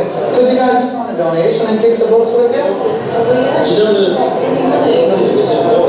can give Kiwi dollars. Yeah. Kiwi dollars rock. Sure. The back of the book shows a list of all of our centers around the world. So when you travel, you can visit us. I'll give you this as a present. Do you like to cook? Vegetarian part of the teachings. Yeah. You're a vegetarian? You look like it, man. You look very pure. Healthy. Oh. We're going to have to chastise you. I'm just kidding. Let some give like 10 or 20, or if you're feeling generous, you give a few thousand. We don't mind. Thank you. Very nice. So, what happened? Yeah, good mix of humor. What else? He praised him. Appreciated. He appreciated him. How did he do that? He said to him, "Are you vegetarian?" He said, "You're looking so pure." He looks so pure. I mean, the guy is like a huge guy, So, but he appreciated it. He shook hands with them. He was very personable. Since the beginning, Yeah. quickly. What else? He made a strong connection. You sense that, how he made a strong connection with them? He's really personable. Really like heart to heart. Okay, where are you from? And where are you going? What you doing? Like really caring. Yes. Yeah, to make like a friend connection with these people. He's a friendly fellow. Like the kind of person you would like to talk to. Yes. He kept the mantra in mind when he was those who were like he was saying the mantra. When no one was there, he just kept on chanting the mantra. Then there was a person who walked by and he asked her, do you work here? Because in the airport, you don't approach the workers. You don't really deal with the workers. So if people look like they're officials, they got uniforms, you just ask them, you work here? And then, oh, okay, have a nice day. Because we're only, showing them to the passengers. He didn't push the first person who said. The first person, the lady who was there with her luggage, you saw she was not interested, what do you tell her? Next time when you're more spiritual. Oh, maybe next time. Okay? So don't just drop people like hot potatoes. Always leave the door open. Always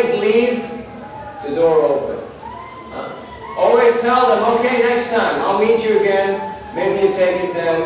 Thanks for taking your time. Thanks for showing your interest. Maybe when you're more spiritual. So she didn't feel bad, you know, that, oh, I didn't get a book or... Pretty good, huh? Yes, Mark. Is it appropriate to talk about the issue that this is like when BJ set up some rules, like we don't say we're passing these out or these are for you, if we're not really going to give it to them if they don't have a donation. Yeah, this is 2003. I think this is before that time. So that time. I just wouldn't want anybody to adopt that aspect to it. Yeah, so that's room for improvement. Very valid point. Thank you, Parmeshwar. He's one of our Sankirtan leaders in North America. Very conscientious. Don't just tell people we're passing these out, and then people think it's for free, and they don't want to give anything, and they object that you don't give it for free, because he said we're passing these out. So you can say, we're showing these today, we're presenting this to people, like that. But don't make people think that you're giving them a free gift, and at the end you hassle them for money. Because that's just not the right way how to go about it. Okay? So be conscientious about that. Other points that you observed? I like his style, you know, he's just a friendly fella. He's just he's cool, you know? He's chill, yeah. He's a person you would like to hang out with. So, what else we got here?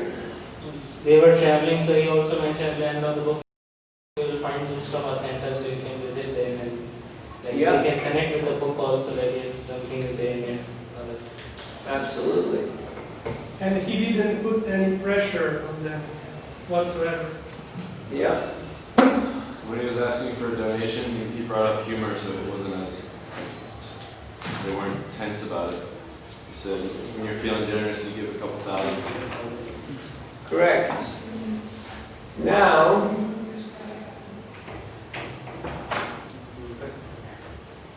you're going to see something from... Who?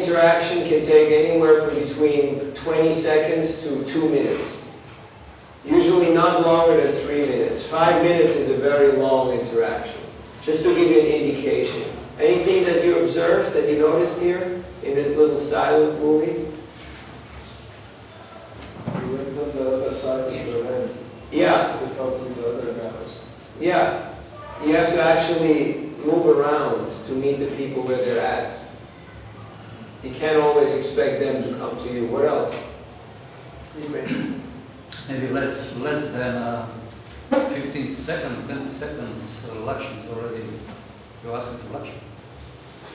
Less than 20 seconds. Yeah. Less than 20 seconds, maybe more than, you're already getting lunch from them. Yes, possible to give people books very fast and take donations. It's not a problem if you're convinced what you're doing.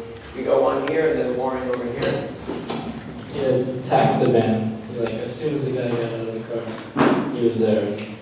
You have to be right there in the moment. If people come and they park their car, you have very short time span. before, because once they lock the car, they walk away. So you have a couple of seconds when they get out of the car to give them the book. When you approached, you seemed really like either happy or just very friendly and not scary in any way. Just relaxed. Yeah, like almost smiling, almost really happy with yourself as you walk. Yep. Anything else? You like these videos? You get something out of this? Or is it just good to pass time? No.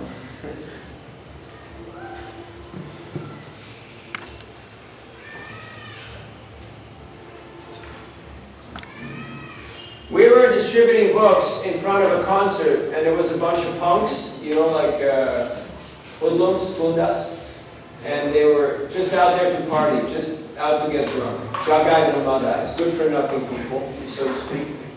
But you will see how the devotees, because they're merciful, they're compassionate, they can even take people of low-grade character, and they can attract them to the holy name.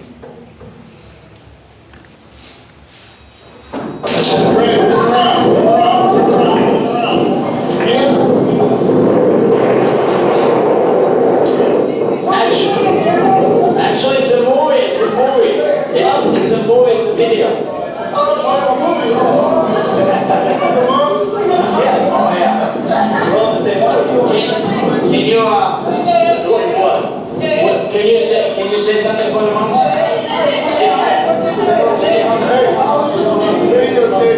I want you to say something for the monks. Say something for the monks? You repeat after me. Repeat after you. Can I just say what comes to my mind? No, you have to repeat after me. Alright, go. Hare Krishna. Krishna. Hare Krishna. Krishna. Krishna. Krishna. Krishna. Krishna. Hare.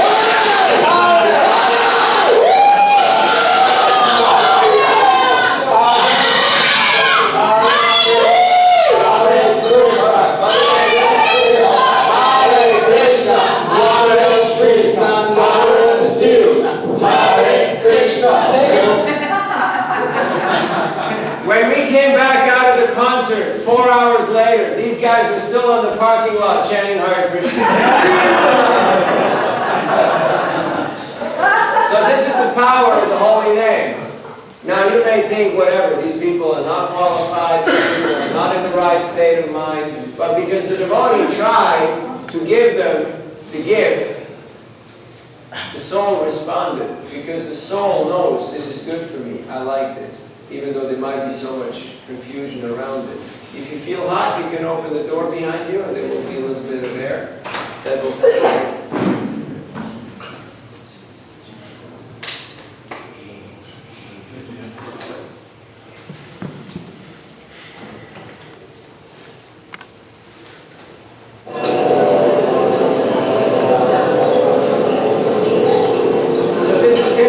college kids at the concert.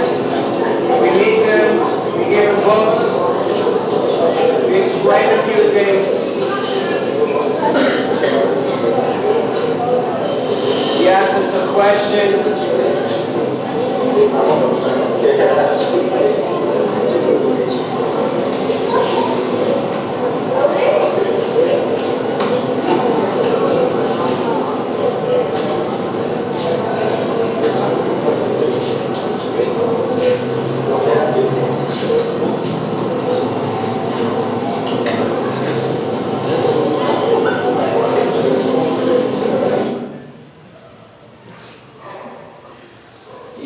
Any observations? What just happened? Fist bump them all. I greeted everybody by doing the fist bump, you know, which is in their mindset. This is the way how you greet them. I put books in everybody. What else? Lots of hand motion. A lot of hand motion because, you know, they're into that kind of thing. That's the kind of music, that's the kind of stuff they watch, you know, a lot of hand movements. What else? You made him smile, you made him connection with the guy in the white shirt. I made them all smile, I made a connection with them, I told them a little bit about the books. What else? A general question. Are you using more soft copies than hard copies? books? Yes, because in concerts, the soft copy books, they're smaller and people can put them in their pockets, they're less bulky, and for me, they're less heavy to carry around. But some devotees prefer hardbacks. It's a personal preference. Hardcover books have a lifespan which is way above and beyond a softcover book. Softcover books within 3 to 5 years are gone. They don't exist anymore. But hardcover books, have you seen the Bhagavatams, the original Bhagavatams? After 40 years, they're still good. After 4 decades. Softcover books, 3 to 5 years, they're gone. So if you want to distribute for longevity, you distribute hardcover books. But if you want to give books to many people, to school kids, you want to give them at any price, at any cost, then small books or soft books are easier. What else? You saw the group of friends here? How do you consider preaching to the teenagers or age-related people? They're all going to a concert. They have a concert pass, they're going there, so they're old enough to spend their own money. It's not like you're going to the kindergarten or to the middle school and you're dealing with, minors. So these kids are going out to have fun and to spend money. Sometimes in different countries, the age, like between the young people, the age start to tell. Sometimes in different countries, like in New Zealand, young people look old enough, like people like But they're not. But they're not, but they look old enough, so you're trying to sell the book because you think they're like 17. What I usually do is I ask them, are you old enough to buy a book? Can you do this, Are you allowed to do that? And they will tell you yes or no. So you just have to go by that. I mean, sometimes you notice, you can recognize before. And if there's a doubt, then just say, no, it's okay, The question is it okay to sell books to 14-year-old kids as well?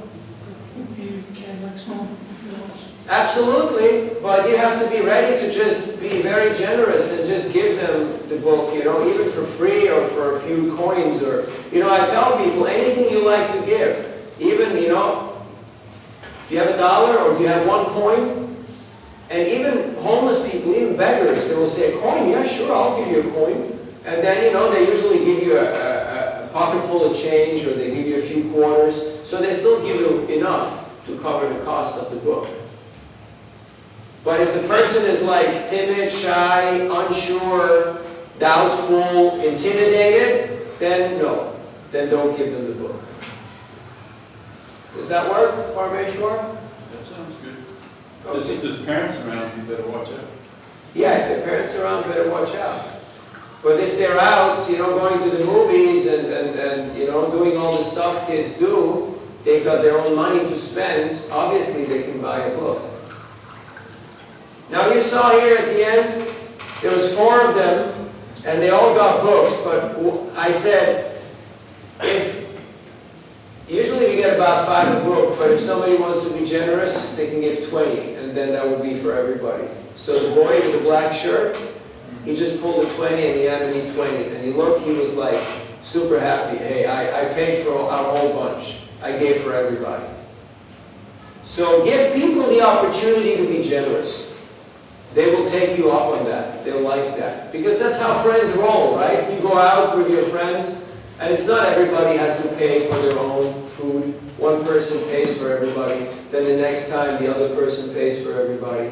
So in this way, give them a chance.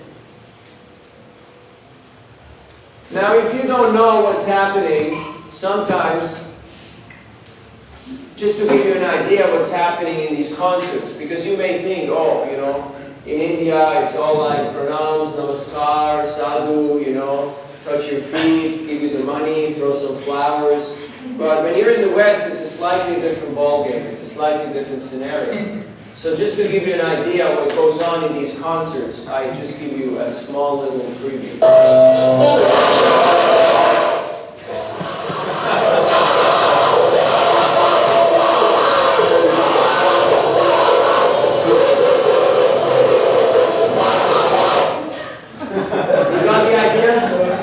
It's called mosh pit. This is like Kurukshetra, people just jumping at each other and fighting each other, and they call it music and enjoyment, basically. They're very confused, and we go to these places and we give people books before they come in and when they're roaming around.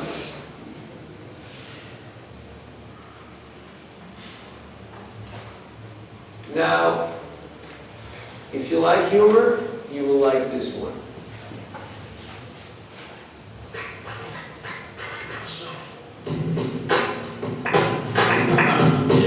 Here we go.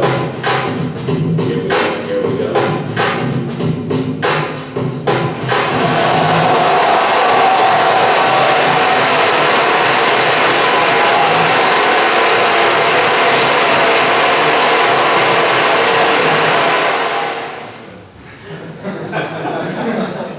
Okay, never mind. Okay, you want to hear a funny one by Prabhupada? It's much better. So,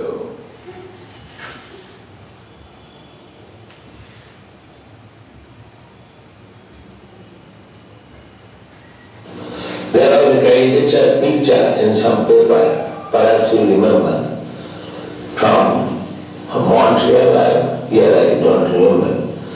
One old lady and her husband sitting face to face. The lady is requesting the husband, chant, chant, chant, and the husband is answering, can't, can't, can't.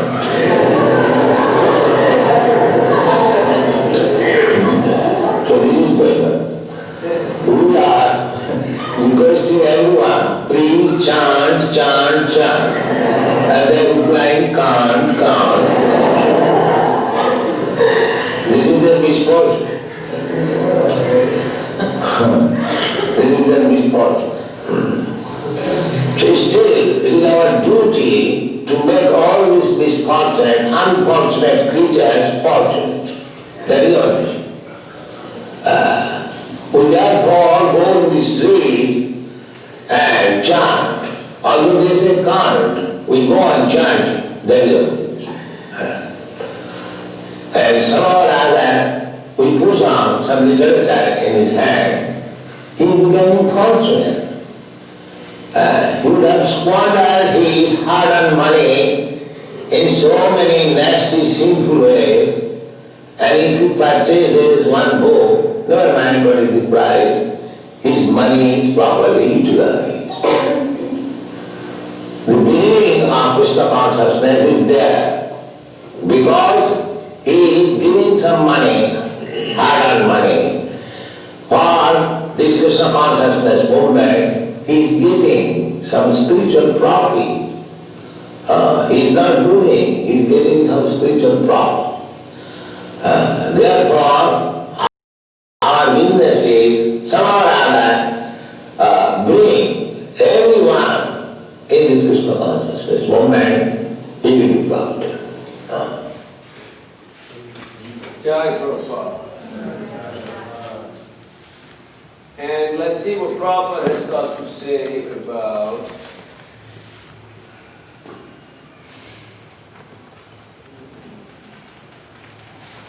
when people ask you this question, where do you get the money?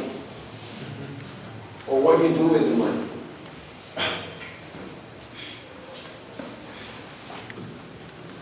This kind of objections are always made when he discusses of man. Jesus Christ was crucified. Watch Prabhupada's eyes. So, this is the material world. You'll find always such nuisance class of man. It must cost you a lot of money to go traveling around the world all the time. Yes, we have got about 102 branches all over the world. Where do you get the money? Get money from God. We especially get money by selling our books. You have seen our books? If you can't charge, we are selling, according to Indian exchange, we are selling about 25 to 30,000 rupees worth books daily. Saw Prabhupada was cool. Now we get money from God. Okay, there's another one.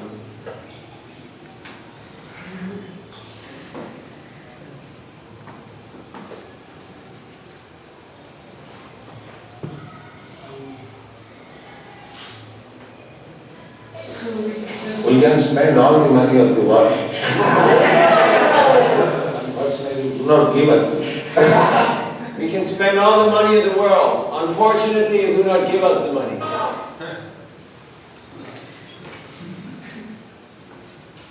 So Prabhupada had a great sense of humor.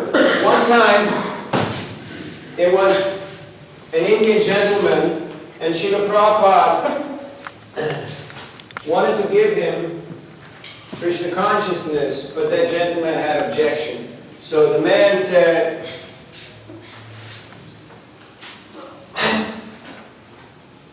Krishna spoke Bhagavad Gita to Arjuna for free.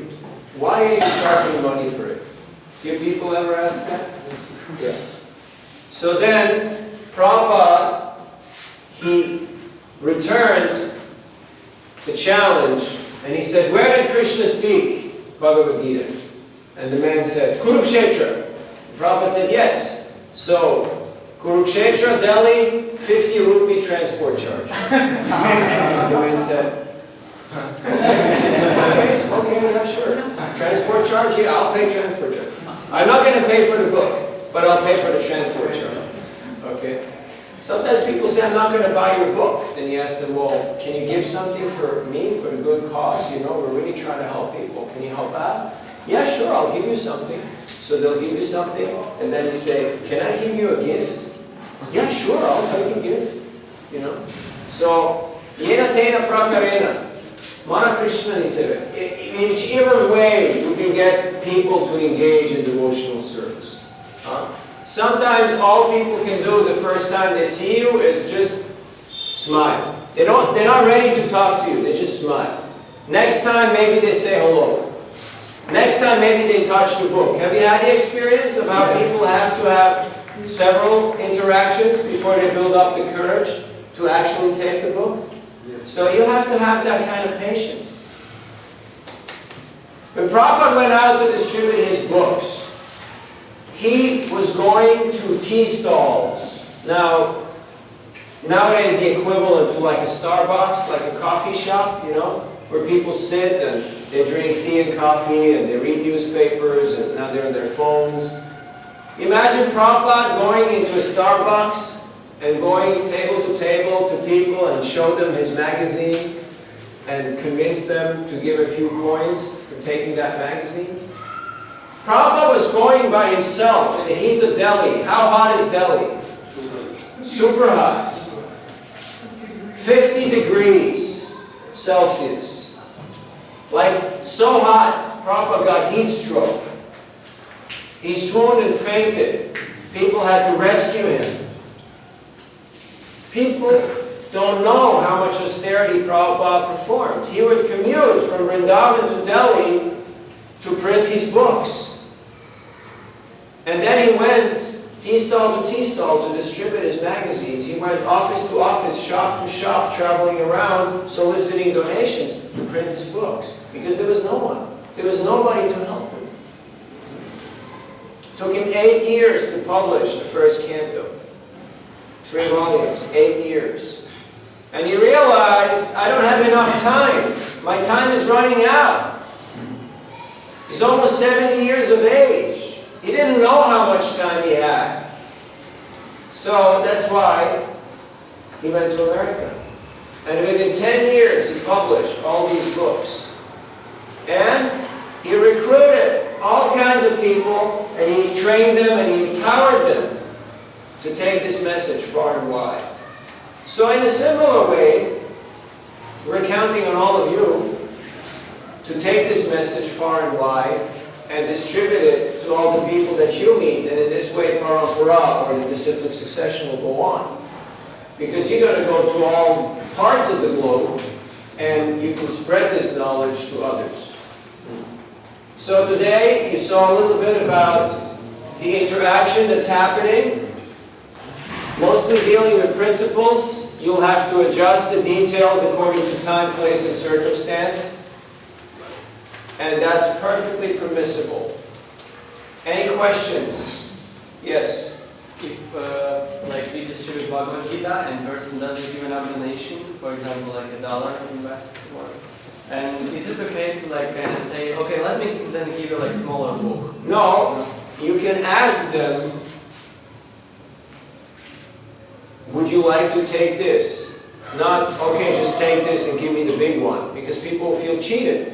But you can ask them, maybe you don't have that much time or that much interest, would it be adequate?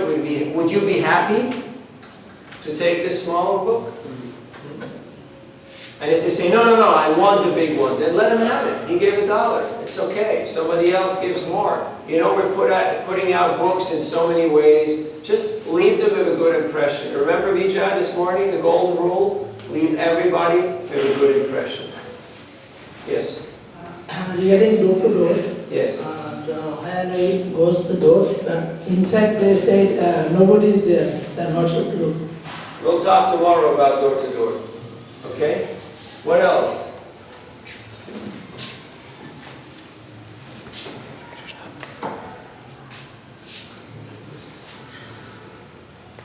Okay. We have books of Prabhupada in Mayapur in Arabic and Farsi languages. Who needs them, please contact Shakatari and Gopal Govinda Ramdas. They're right here. Okay? So, Arabic books exist. Alright? We have books in so many languages. We're very fortunate, and they're available. And you can also contact your local BBT trustee, your local BBT office, through your temple. It's very wonderful. We're blessed with books in so many languages. Tomorrow we're going to speak about different venues and places and situations where we present Prabhupada's books and how to deal in these situations. We're going to hear from more experts. We're going to have some presentations by different devotees. What else we got? Different challenges. Challenges that we meet, internal and external. We're going to speak about lifestyle standards and sustainability and sources of strength and inspiration. So that's on the menu for tomorrow. For today, I hope you saw a few things, heard a few things, experienced a few things that gave you something to chew on, that you can take away with you. Thank you for your kind attention. I would like you to be back here tomorrow morning at 10:29 for the third day of our book distribution course. And as your homework, please remember the skill worksheet and also reading the section on customer cares, also the aims of book distribution in the beginning, just up to the section where we are now. You can read through all the different pages. These are your student handbooks. You can note in them, you can mark in them, you can draw in them. These are yours to keep. Yes? Also learning verse 10:10 and approaching 5 creepers. Learning 10:10 and? Approaching 5 creepers. Conversation. Yeah, just start talking to 5 strangers, okay? That's your homework for tomorrow. Thank you very much, all those in Prabhupada.